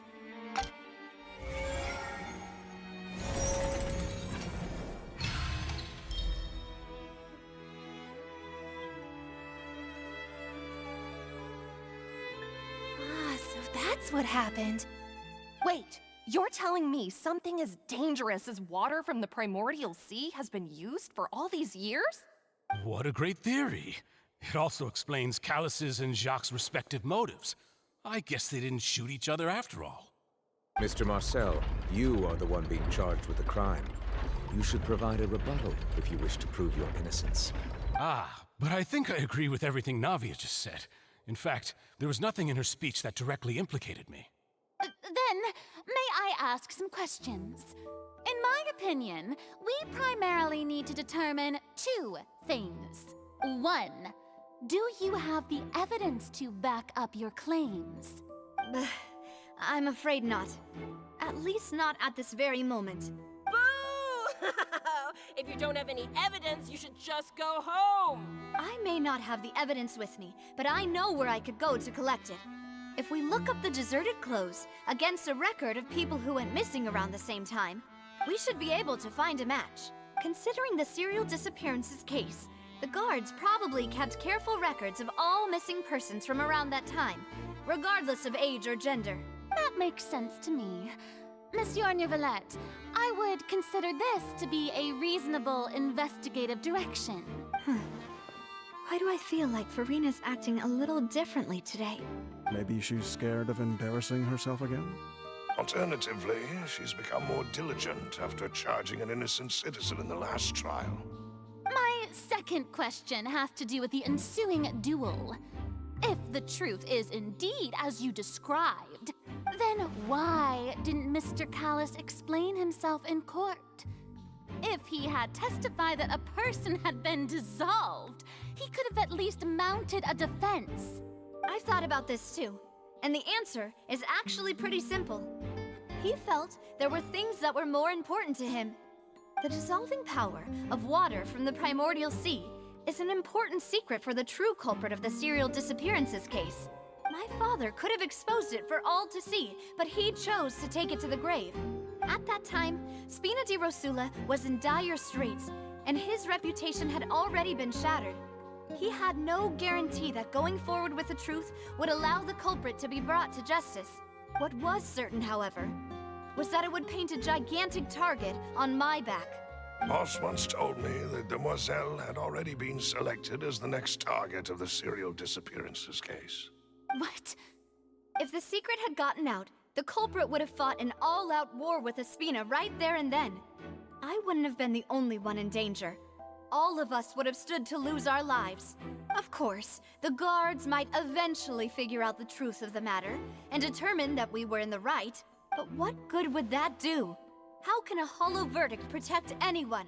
Had this opera house ever given my father any kind of confidence in its brand of justice, Spina di Rosula would have had no reason to exist. But by staying silent, we retained the ability to deter our opponents and continue the stalemate. I was able to become Spina di Rosula's president, which made me harder to target, as well as giving me more time to grow and learn. And once I have figured out the truth and stepped up to the challenge, I will do what this opera house cannot, and restore my father's truth and honor back to him. So, you mean to say, your father intended to die in the duelist's ring? That's right. Do you have any proof? Of course. All you need is to ask his opponent, Clarand. I don't need your apology, your guilt, or your support from the shadows. You don't have to do anything for my sake. But since he entrusted his will to you, Clarand, you should tell us the truth about his sacrifice. So, during the duel, did you believe that Callus was intending to die? Yes, I did. As a champion duelist, I've fought many battles and taken a countless number of dishonored lives. In my line of work, I've seen all kinds of people give their all for the faintest hope to continue living. Some were determined, others passionate, and some even manic and twisted. Just one look and I can tell if a duelist is hoping to live or if they're looking to die. I hereby swear on my name and honor as a champion duelist that Mr. Callus never intended to leave the ring alive. Since that's your testimony, I have no more questions. It appears there really are good grounds to reopen this case. I concur. However, Miss Navia, you still have not explained the link between your father's case and the serial disappearances case. Right? What she said was fascinating, but kind of beside the point. Wait, weren't they just talking about the serial disappearances case? Of course, Your Honor. The two cases are connected via a matter of timing. In my father's case, the culprit intended to kill both Jacques and Callus. As a result, they planned to act after hearing 2 gunshots. And at the end of Linny's trial, the culprit also only dissolved the victim in front of everyone because they realized they were at risk of being identified. The culprit could only time their actions so precisely if they were already at the scene. Coincidentally, Marcel attended both the banquet and the trial. So that's why you suspected me. Even after hearing your reasoning, I still can't help but find it a little preposterous. I'm used to it, though. You've always been an impulsive and sentimental child, Navia. It's one of your most endearing traits. No need to appeal to pathos. I won't try to refute your points one by one, but even if everything you just said was true, can you prove that I was the only person present at both events? On top of that, does a person have to be physically present to control the timing? Can't someone remotely monitor the place? I don't know what she can say to that. I know that even with that, you might still think you can reduce the list of suspects with some further investigations, until I'm the only one left on the list. Alas, who won't feel at least a little hurt by an accusation of murder from a girl you see as your own daughter? But if I were to dismiss this completely, you'd also think I'm not being considerate of your feelings. Ah well, let Uncle Marcel teach you another lesson. Do you know what the biggest flaw in your reasoning is? I suppose you're gonna tell me anyways. It's timing again. I'm a businessman by trade. From that standpoint, there's no reason for me to kidnap young women. It's a high-risk action with nothing to gain. In addition, I left my home in Snezhnaya when I was young to come to Poisson and work in some trade. My business only thrived when I received Callus's patronage. But the disappearances began before I ever stepped foot in Fontaine. I do apologize, demoiselle. This was my mistake. No, it's not your fault. I'm sure he had come prepared. Is there anything else you'd like to say? Would you like to check the date of my first business license against the first known case of the serial disappearances? You can also take a look at my border entry records, or ask my friends and family when I left Snezhnaya for the first time. Could those records and testimonies do something to appease the unspeakable anguish in your heart? Seems like she got the wrong guy. At this rate, Nagi will be convicted for falsely accusing him. I think you've done a superb job of dissecting your father's feelings as he neared the end of his life. But aren't you going against all of his wishes and expectations right now? He wished for you to become more rational, collected, and conscientious, instead of dwelling only on your own feeling. Once you've learned to be more considerate of others' feelings, and to stop rushing headlong into things, you'd have met most of his expectations. This isn't just about me, and it never has been. The biggest difference between me and the rest of the victims is that I still have the ability to search for the truth. While that same agency has long been taken from them, the people whose families were destroyed by synth abuse, the people who lost their loved ones to the serial disappearances, and the people who suffered tragic ends due to their sense of justice. Many people's images are flashing before my eyes. I'm sure some are coming to those of you in the audience as well. And whose image do you see, Marcel? Is it a man named Vacher? Huh. Oh, so you do know that name. I'm merely surprised you'd suddenly say the name of someone I've never even heard of. I was waiting for you to say that.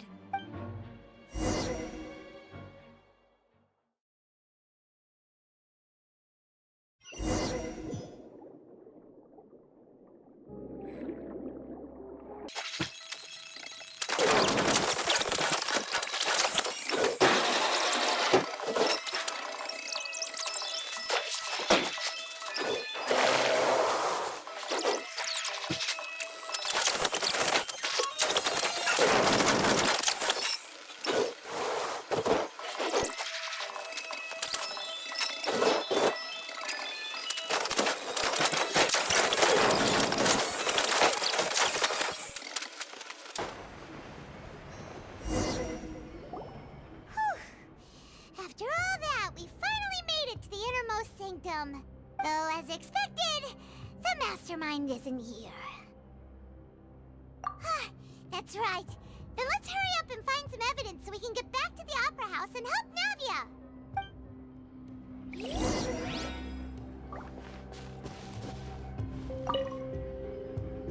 What's all this? It's a bunch of really cute things! Pink accessories, a hair tie, a necklace, even a makeup box! Oh, Paimon sees it too, but why are all these cute things labeled with different girls' names? Huh? You mean the girls from the serial Disappearances? They were brought here? And then they were turned into water. And all the boxes of things, these names. That means... Oh, this is terrible!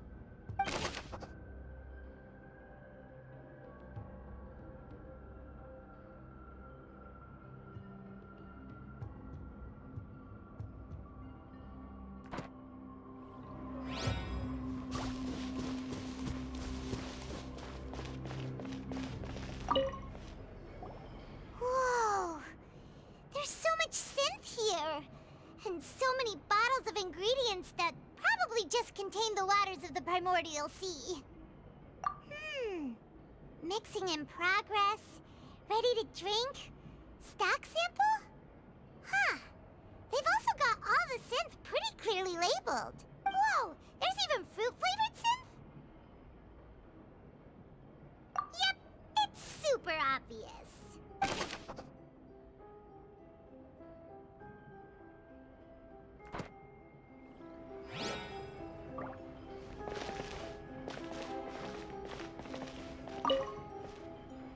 What's this over here? Looks like some kind of place for research. Experiment number 16 aims to verify Jacob Ingold's research conclusions on the primordial sea and use his theory as a foundation to achieve a breakthrough. The experiment was a failure. No individual managed to resurface from the water from the primordial sea. Female specimens 22, 23, and 24 were dissolved.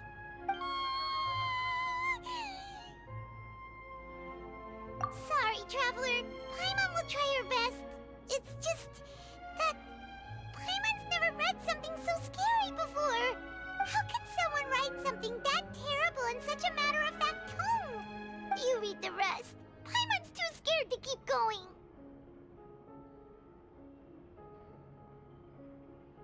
So that's why he did all of these experiments. But did he really think he'd be able to find a way just by dissolving people over and over? That's just insane! Huh? Isn't that the name you heard by the fountain? Paimon thought he was an eyewitness in the serial Disappearances case. You mean Vache is the one who did all of these... experiments? So that's it! Vache was no victim, but personally took his lover and... No, that's not it either! If that's the case, why would he want people to resurface from the water? In any case, Paimon will write it all down.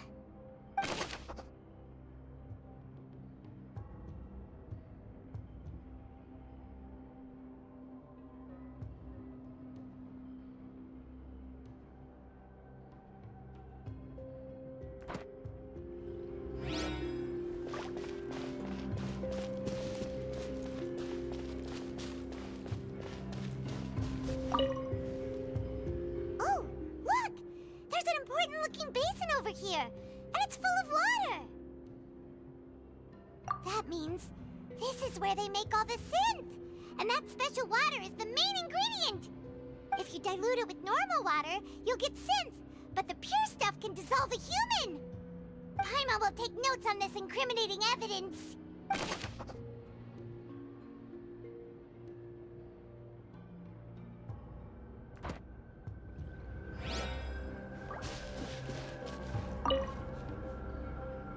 What's written here? Nothing escapes Detective Paimon's eyes. Callus. Navia's father. Oh, this seems to be an investigation report on him.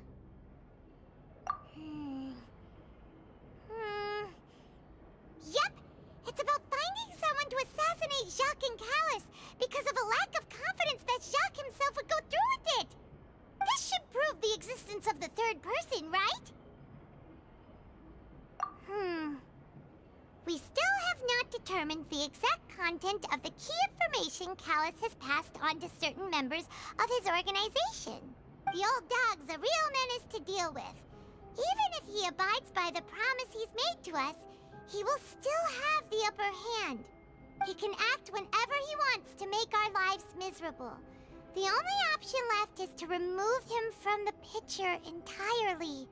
I concur. Let's send someone to kill him. He won't declare war as long as we don't touch Navia. Oh, seems like we've got a bunch of correspondence between the higher-ups. They're all just so evil.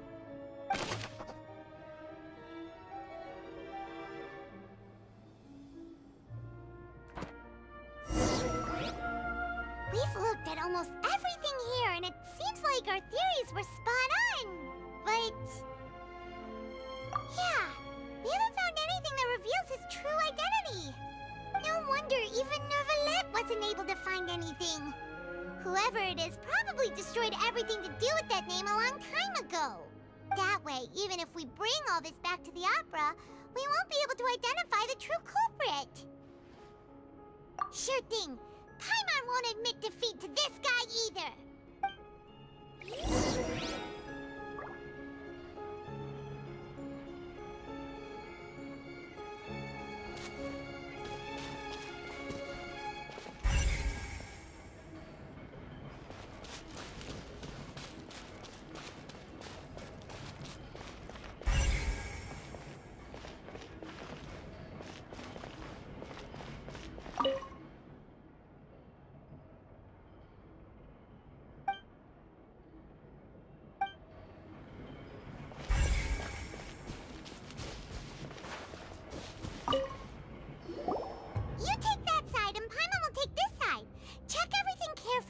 We'll find something for sure.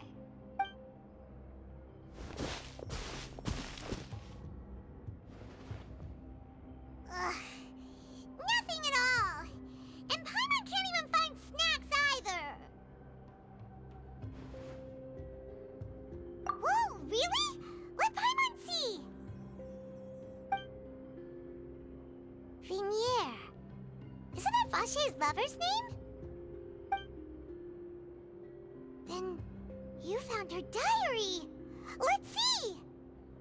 Aw, it's just a normal diary chronicling their love story. She was so sweet, too. Oh, Paimon feels even worse for her now.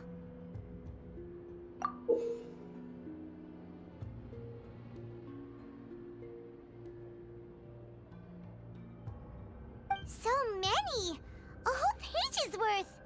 But they're all crossed out. Was she unhappy with all of them?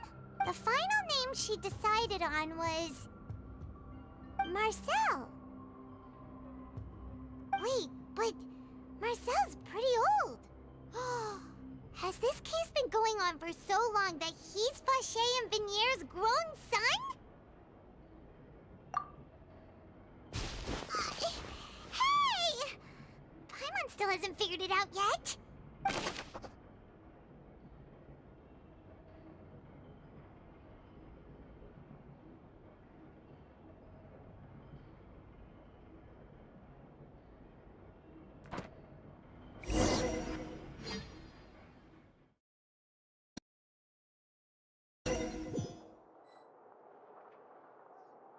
And whose image do you see, Marcel? Is it a man named Vache? Oh, so you do know that name. I'm merely surprised you'd suddenly say the name of someone I've never even heard of. I was waiting for you to say that. Navia! We're back! As expected of my partner. I just knew you'd return in the nick of time. Just how often do you intend to flout the rules of this court? It's all right, Monsieur Nervalette. Given their confidence, I expect they've found the crucial evidence.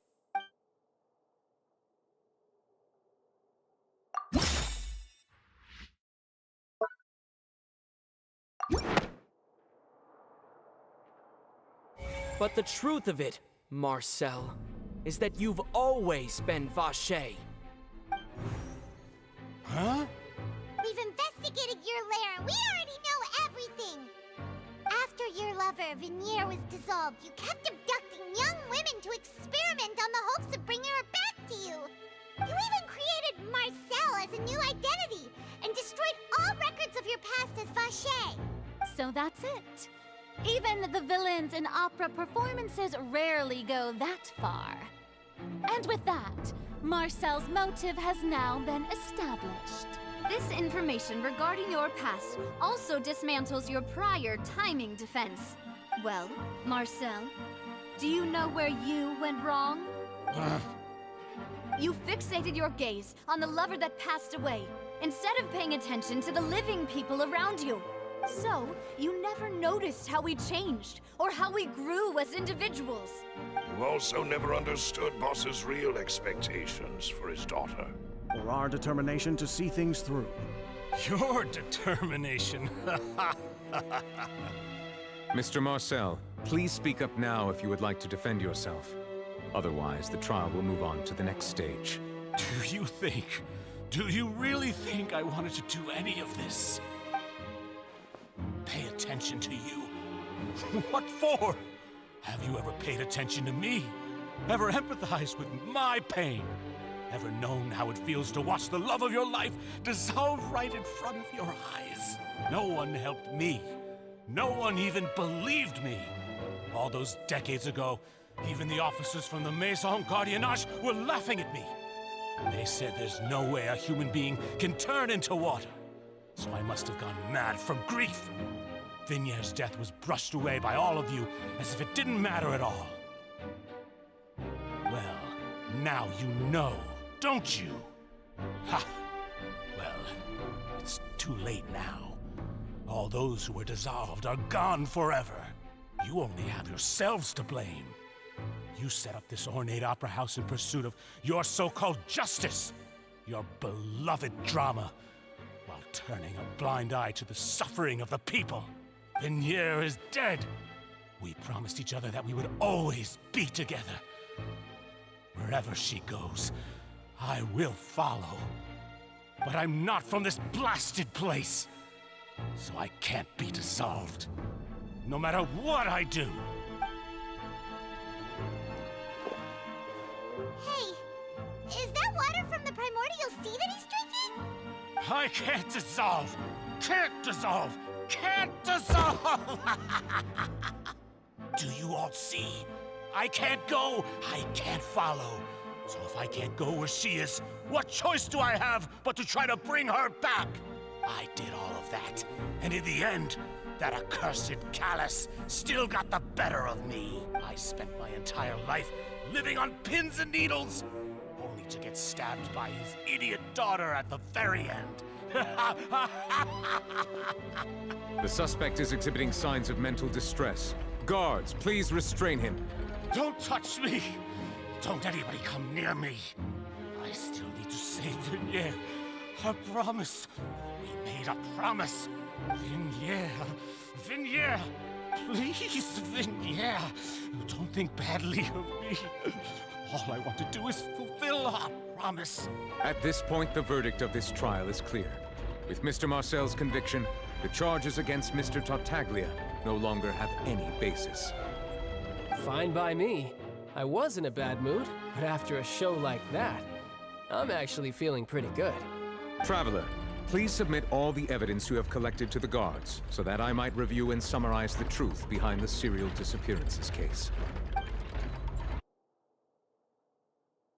The man now known as Marcel was originally named Vacher and worked as an adventurer with his partner and lover Venier. During an underwater expedition, Venier accidentally came into contact with water from the primordial sea, and was dissolved in front of Vache as a result. Vache learned of the primordial water's existence through the work of others and began to kidnap young women for research, with the goal of discovering a method to restore Vignier back to life. To cover his tracks, he invented the new alias of Marcel and began to operate a business in Poisson.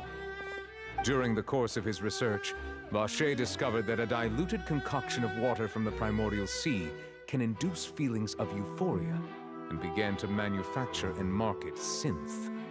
However, as he accumulated wealth to fund his continued research and expanded the scope, he came into conflict with Spina di Rosula. After exchanging blows with Spina di Rosula for many years, Vache decided to assassinate their president Callus at a banquet. Although the assassination did not go as Vache expected, he was able to turn Callus into the murder suspect by dissolving the assassin he sent to the scene. And just recently, Vache attempted to frame Linny as the culprit of the serial disappearances case, using a similar method. However, his attempt to frame Linny failed, and the power of water from the primordial sea became public knowledge. This case also exposed enough of Vache's machinations that he was eventually successfully charged in court. Thus concludes the enigmatic history of the serial disappearances case, with the truth revealed to all. The Oratrice will now deliver the final verdict regarding the charges against Mr. Vache.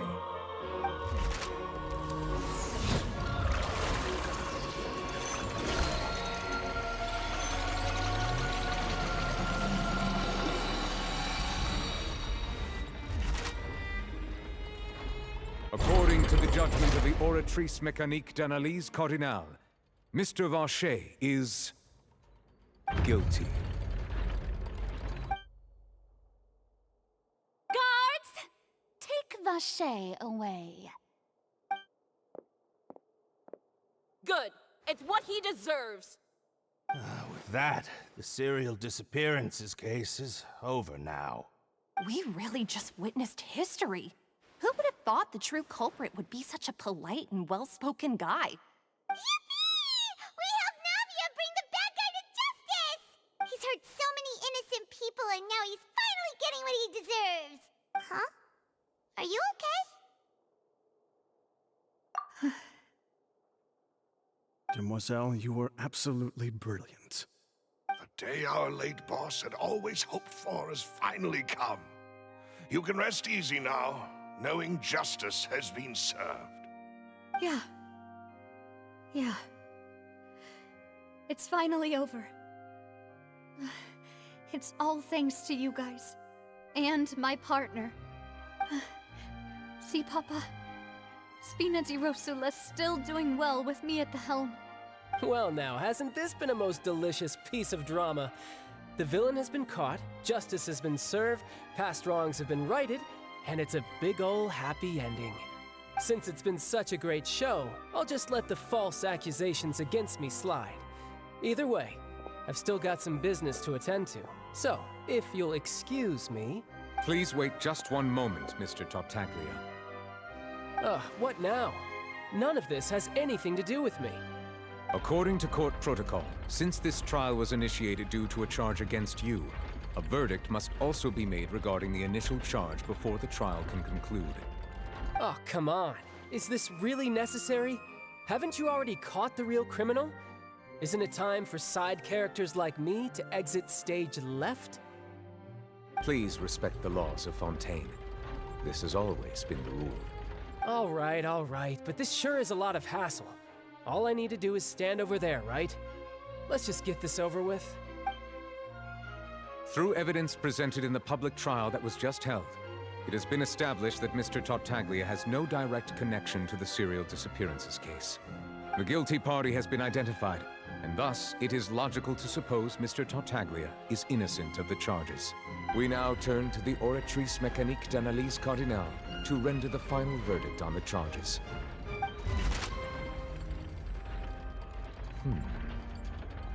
According to the judgment of the Oratrice Mécanique d'Analyse Cardinale, Mr. Tartaglia is... guilty. What? Hey! That's not funny! Didn't you just say I'm supposed to be innocent? What's with this verdict? Is your justice machine malfunctioning? Huh? This has never happened before. The Oratrice actually returned a different verdict from the Chief Justice. I mean, have you ever heard of an innocent Fatui Harbinger? Do you think the Oratrice might have just convicted him on general principle? But weren't the charges about the serial disappearances case? No matter what else he's guilty of, it shouldn't affect the verdict in this case, right? The judgment of the Oratrice Mécanique d'Analyse Cardinal is, by law, the final verdict of the court.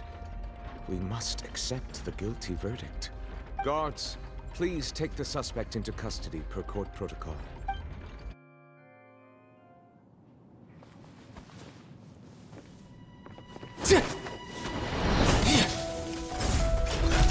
So this is how justice is done in Fontaine. What a joke. You've got your rules. Well, I've got mine too!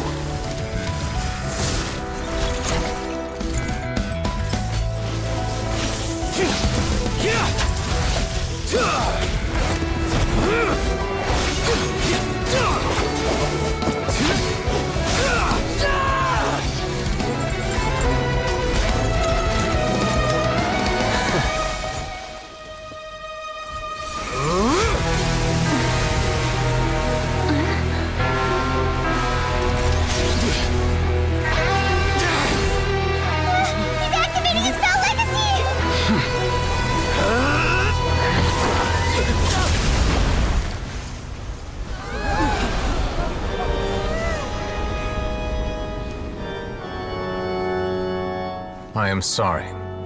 If you have been wronged, we will find the truth. But the rules of the court must be upheld.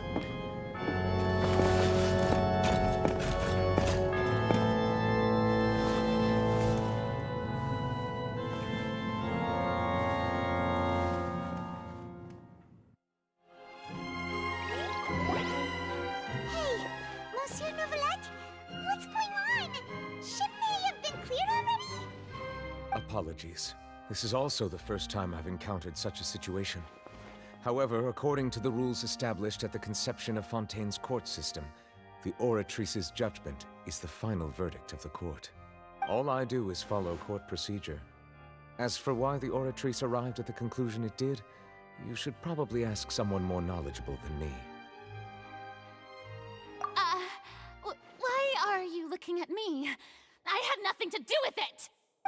I don't know what happened there either. Hey, stop staring at me! What does Lady Farina mean by that? She says she has no idea either, but that's impossible. Didn't she create the Oratrice herself? Yeah, so are the verdicts reliable or not? Can results like this really be called justice? My dearest citizens, did you really think we'd allow an incorrect verdict to be handed out in this court? Did you really believe that the judgment could be mistaken or be the result of some sort of random mishap? Don't tell me you thought even I had been blindsided by the Oratrice's result. But the way she looked just now, it was pretty obvious she had no idea what was going on. However, given the state of things, I shall give you an explanation. Everything that just took place, including my supposed shock and bafflement, was a part of an elaborate performance, with every action meant to stir up drama and excitement. And, of course, for every performance there is a script. Everything has unfolded exactly as I expected from the very beginning. As the embodiment of the very concept of justice, the Oratrice shall never render an arbitrary judgment! If you thought Child had nothing to do with the serial disappearances case, it is only because you've been blinded by the superficial appearance of innocence. Everything he's done, not to mention the danger he poses, are beyond ordinary comprehension and completely unforgivable! All shall be revealed in time. You will come to understand my noble intentions as well as the absolute correctness of the Oratrice's verdict.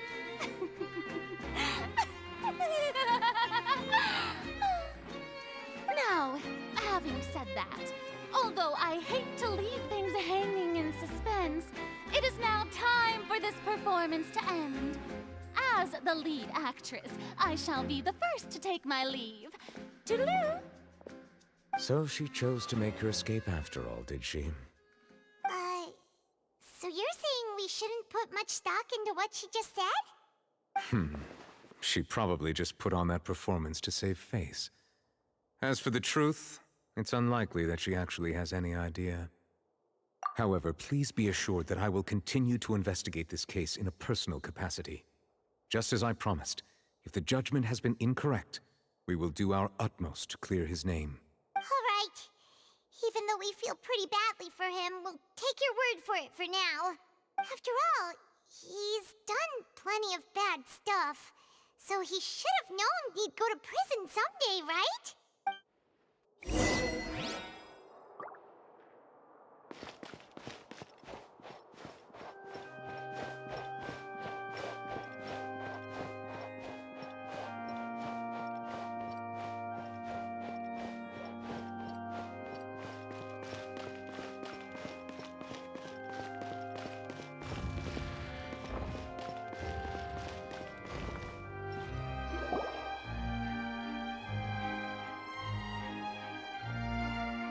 Hey, what are you doing? Quick, stop him! Traveler! Hey! Traveler! Marcel! What are you doing over here? Stop resisting arrest! Cease, or we'll add another charge to the list. No, wait! I just want to ask the Traveler something. I'm not looking to run away. Please, just let me ask this one small thing. Go on. Thank you. I was being led away when I finally realized something. Where did you first hear the name Vache? I erased all records of that name. So, unless... Are you still trying to prove your innocence? Give it up. You've already been convicted. Really? You did? You're sure? You met her? But how could that be? How did you manage to do it? The Fountain of Lucine? Then she's been so close to me all along. And I just never... Please give me a chance to talk to her again. Just let the Traveler take me to the fountain to see her one last time. This is the last request I'll ever make in my life. You can do whatever you want to me afterwards. I don't care. What? Give an inch and you want to take a mile? Do you think serial killers get to make requests like that? Paimon agrees. Why should we give him what he wants when he's only done a ton of super terrible things? This request, is it worth as much to you as your life? Of course! Wait, no. It's worth even more than my life. Humans.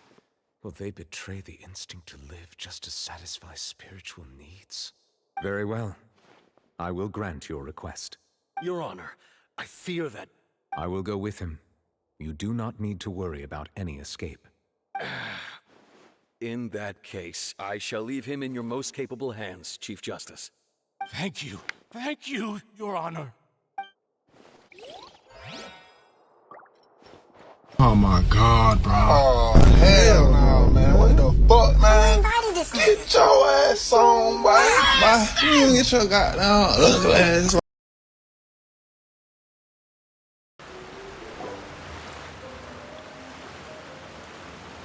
Is this the place? You said she's here, but what do I need to do to see her? Yeah, and even Paimon could hear her after drinking that thing. Didn't you just drink a lot of it on the stage as well? Oh, in that case... Vache. Ah! Yes, that's it! So you heard it too! Vinier, it's me! It's me, Vache! Vache? Vache? I'm here! Where are you, Vinier? I'm coming for you. I'm finally here for you. Hey, wait! Be careful! Hey, wait! Vinier, is that you? It's me, Vache! Vignier! Vache, why did you come? Didn't I say? You don't need to look for me. You look a lot older than I remember. How long has it been? It's been more than 20 years. I've suffered for over 20 years since the day you left. All this time, only the thought of bringing you back has kept me alive. Nothing else mattered to me. I must be dreaming. Who would have thought I'd get the chance to tell you all of my feelings like this? Vignier, you are my everything. I really don't know how I could live without you. But Vache, if you ask me, this world would be better off without you. What are you saying? If not for you, I would have finished my law degree and probably become a top-tier attorney one day. If not for you, I would have continued to pursue my love of the arts, and my works would have been displayed in the Palais Mermonia itself. If not for you, I would at least have been able to take care of my mother. And she would not have grown old and died alone, with nothing but the tears on her cheeks. It's all because of your selfishness, Vache. It's all because of you. You... Wait, you are not Vignier. Who are you? You're right. I am not Vignier. I am the sacrifices.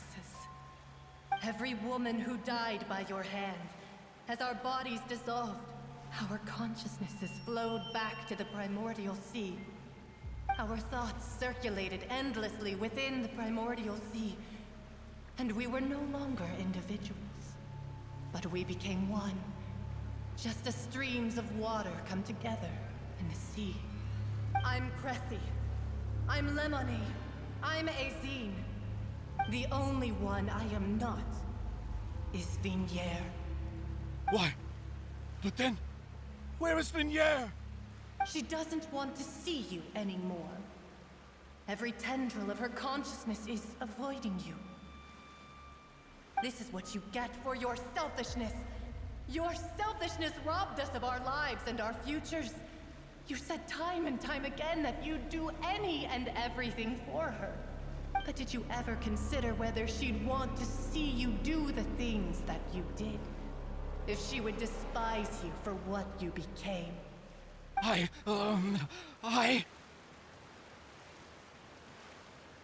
You are a liar, a heartless murderer, and a cowardly narcissist. The only thing you are not is Vignier's beloved. From the moment your first victim died and her consciousness merged with Vignier's, she has had nothing but pure hatred for you.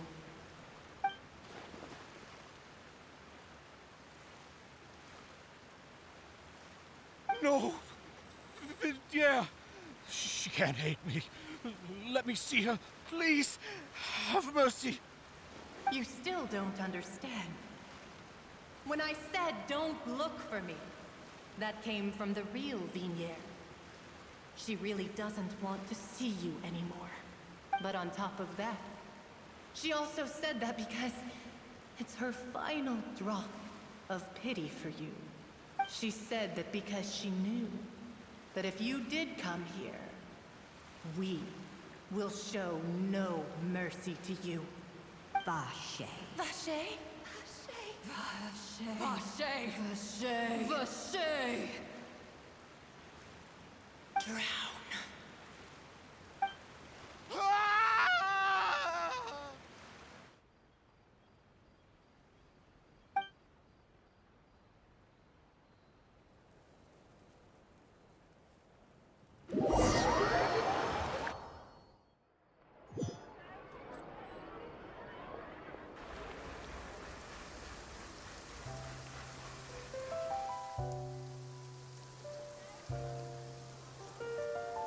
Finally, we have some time to do shopping.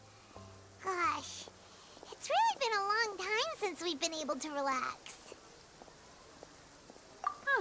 Well met, partner. I knew something great was going to happen when I woke up in such a good mood today. Even this weather can't put a damper on the demoiselle's mood. It's a pleasure to see you both again. Oh, hey, Navia! It's been a few days. Paimon's already started to miss you. Oh, now that I believe. I'm easy to work with and always bring home the bacon. Who wouldn't treasure having a partner like me? Sounds like you're really enjoying life these days, Navia. What have you been busy with since the trial? It's just been one thing after the other. I've been making non-stop trips between Poisson and the courts in Sen.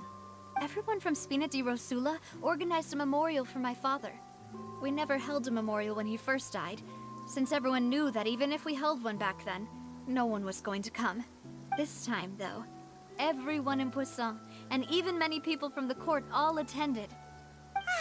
So his name's definitely been cleared now. That's what we like to hear. It's been the dearest wish of Demoiselle all along. That blasted stubborn fool. I was right to put my faith in him. I'm so glad I didn't give up on the case all those years ago. Oh, by the way, I ran into Charlotte just after I left the memorial service. Well, maybe it'd be more accurate to say I knew she would be there, and there was no way she'd just let me go. Huh? So you know Charlotte too? The Charlotte? Journalist from the Steambird? Yeah, way back when I first became the president of the Spina di Rosula, she was all over me. Wouldn't take no for an answer. I believe the story was called The True Heart of Darkness, Secret Tales of the Yellow Rose. To be fair though, it was a really flattering feature. So, we've been on pretty good terms ever since. She was trying to lean on our friendship to get me to do an exclusive piece on the serial disappearances case. Oh yeah, she told us about that. She's always been super interested in that case, so now her wish has finally come true too. Anyway, I told her to make sure that when she writes about you guys entering the opera house with the critical evidence, that you both sound really cool. Now that's another thing to look forward to. We trust Charlotte's skills with a pen for sure. Oh, and in other news, I also took Clarand out for a meal. Oh, are you two on better terms now? While you were investigating Vache's headquarters, Clarand gave testimony on my father's behalf. It was thanks to her that we were able to turn the tide. I wanted to thank her.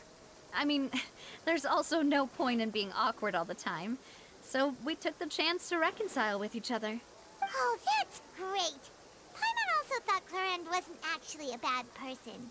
It's always good to have more friends. Anyway, now that the case has finally been solved, perhaps it will slowly begin to fade from the public consciousness. Oh, actually, there's still one last thing I need to do. What is it? I should pay a visit to my father's grave and tell him the truth of what happened, as well as how it all ended. And on top of that, just how much people still look up to him, to this day. That includes me, too. Miss Navia. Indeed. We want to go too! We also think Callus is a really admirable person. Sure thing. I'd like you two to share the moment with me. After all, without you, there might not have been such a positive ending. And in that case, everyone, let's be off. Considering the recent weather, we'll be lucky if we can reach Poisson before dark. Yeah, you're right. It's been raining non-stop for a few days now.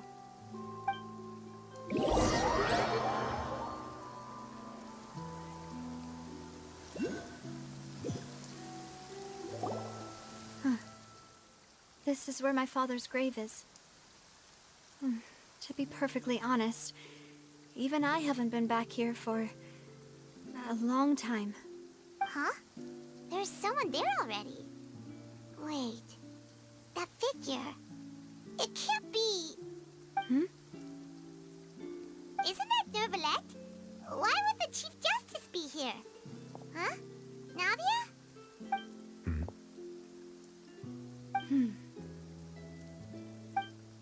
My apologies. I should have asked before coming to pay my respects. Don't say that. Sorry about that. Oh, I was trying to say there's no need for you to apologize. I wanted to show my father how much I've grown, but still, I doubt I've grown to the point that even the Chief Justice would feel compelled to apologize to me over and over. In that case, I will stop apologizing for now. You really could use some pointers on understanding human emotions, Monsieur Neuvillette. In any case, why did you come to Poisson? Well, ever since that day, I've been turning a question over and over in my head. Just what is justice anyway? There was once a time when I didn't want to believe that there could be anything more important to humans than life itself. Oh, rather than that, it's probably more truthful to say I didn't believe humans were capable of resisting the most basic instinct of living things. That they could rebel against their own nature, or consider certain things to be more important than their own lives. Which is also why I didn't stop your father from beginning that fateful duel. I believed that a truly innocent man would never throw away his life like that. That there was nothing, should have been nothing more important than one's own continued survival. But Mr. Callus proved me utterly and decisively wrong. If not for his sacrifice, the serial disappearances case would have remained unsolved to this day. Mr. Callus made the choice he did for his daughter, for his associates, and for many people completely unrelated to him. And in the end, from a certain perspective, one could say that he did it all for the sake of justice. A justice that's higher than life itself. So, you asked me why I came here. I just wanted to say my apologies to Mr. Callus in person. I should have noticed all of this much sooner. This regret has filled me with a sadness that has haunted me for days. That high and mighty chair in the Opera Epiclese indeed insulates one from many important things. Spina di Rosula, thank you so much for your hard work and perseverance. I'm sorry for being mad at you before. So, you're actually one of those types that's cold on the outside, but pretty thoughtful on the inside, huh? That reminds me of Silver, one of my guys. Sorry about that. Self-expression is not one of my strong suits. Didn't I just say you don't need to apologize? So Navia and Neuvillette seem to have made their peace as well.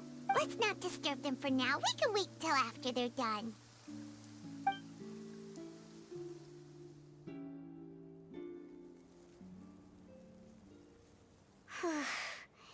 Paimon's never paid respects at someone's grave before.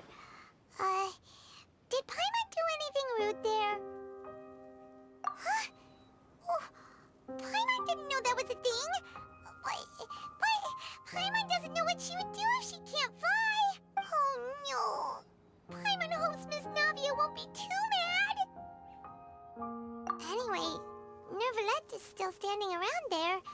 It's not often that we can catch him alone like this, so why don't we go talk to him for a bit? If we can't talk to Lady Farina, we can at least talk to him, right?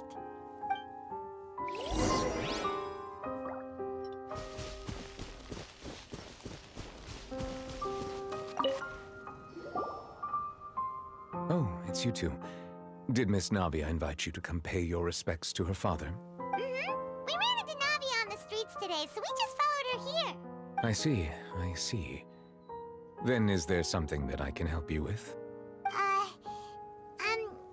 Well, it's pretty hard to run into you like this since you're usually super busy. So we figured we could try to ask you a few questions, if that's okay. Please feel free. Though outsiders, you helped us solve one of the greatest mysteries in Fontaine, and it would be my pleasure to return the favor. So, at court, the bad guys referred to that special water as water from the primordial sea, but what is it really? Truthfully, that name is already quite accurate. I can only surmise that Vacher and his ilk only learned of its nature and existence after extensive research. There used to be a special sea on the surface of this planet. The nature of its seawater was rather different from that of the sea we know today. Most of Tevat's life forms were first born in that special sea. You could say it nurtured much of the life on this planet. Huh. So it really was where everything began. It makes sense to call it primordial then. But today, the primordial sea no longer exists on the planet's surface. What Vache discovered must have been some kind of special case, or a remnant from a truly ancient age. Huh. So that's how it is. Oh, you really know everything, Monsieur Neuvillette. But if that's the case, then why would people, at least people from Fontaine, dissolve in that kind of water? Indeed. Why would the primordial sea, which was known to engender and nurture life, suddenly reverse itself and devour life instead? To be frank, that also doesn't match my understanding of this world and its laws. There must still be some unknown secrets around the people of this land. Is there anything else you'd like to ask me about?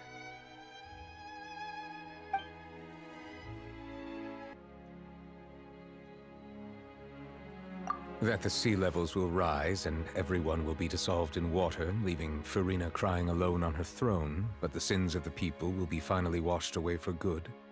Does that appropriately summarize the version you've heard? That's right! It was Linny that told us back then. And that about covers all the main points. Yes, up to the present, I think we reached a point where we have no choice but to confront this prophecy directly.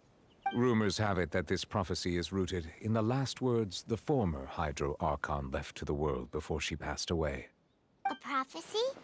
Of the former Hydro Archon? Wow. This is the first time that we've ever heard of it. 2 parts of the prophecy have already proven correct. The rising sea levels, and the ability of the people of Fontaine to be dissolved. We should be more vigilant, and stay on the watch for further signs. Speaking of the prophecy, Furina has also always taken it quite seriously. Indeed, she has been collecting information and intelligence from across Tevat for this purpose. If the rumors were true, then perhaps this prophecy is the conundrum left to Furina by her predecessor. But with Furina being the way she is, can we really trust her to solve it? Is there anything else you'd like to ask me about? Your sibling. Another blonde-haired traveler. I'm sorry, but I've never seen anyone who matches that description. If she ever stepped foot in Fontaine, I'm sure she followed our laws to the letter, and had no reason to appear on the stage of the opera Epiclese. Is there anything else you'd like to ask me about? My apologies. My investigation has still not reached its conclusion. However, I still believe the judgment of the Oratrice was not rendered arbitrarily. But you also said you thought he was innocent. For many years, I have been quite aware that the Oratrice does not simply mechanically repeat the verdict that I give on each case. As a divinely created mechanism, the people's unified faith in the concept of justice is integrated into it. Not only can it produce the incredible power of indemnitium, but it likely also possesses other traits, such as self-awareness. Which is all to say, I've been prepared for a situation like this for a long time. So when Linny told us that he heard a human voice from the room where the Oratrice's core is stored... I was not aware such a thing had occurred. Perhaps that could serve to prove my conjecture.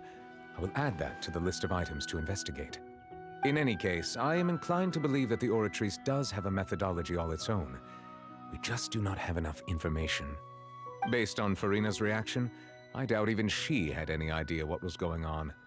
She managed to bluff her way through it, though, with her time-tested twin tricks of bravado and drama. While we do intend to get to the bottom of this, for now, we regret to say that the Fatui Harbinger will just have to bide his time in the fortress of Meripede. If we did incorrectly convict him of crimes he did not commit, we will most certainly compensate him to the fullest extent allowed by the law. If you ask Paimon, the only compensation he'll want is a no-holds-barred fight with you. Is there anything else you'd like to ask me about? Very well. It was my honor to provide you with what answers I could. I very much enjoyed conversing with you. It will soon be time for me to leave this blissful tranquility behind. and return to Palais Memoria. You really are super busy, Monsieur Neuvillette. Paimon thought you only came here to pay your respects today because you had the day off. Crime and villainy do not have the day off, and so justice must work around the clock as well. This is merely the nature of a justice's work. All right. You've got a point. Huh? Paimon just noticed that the rain has stopped.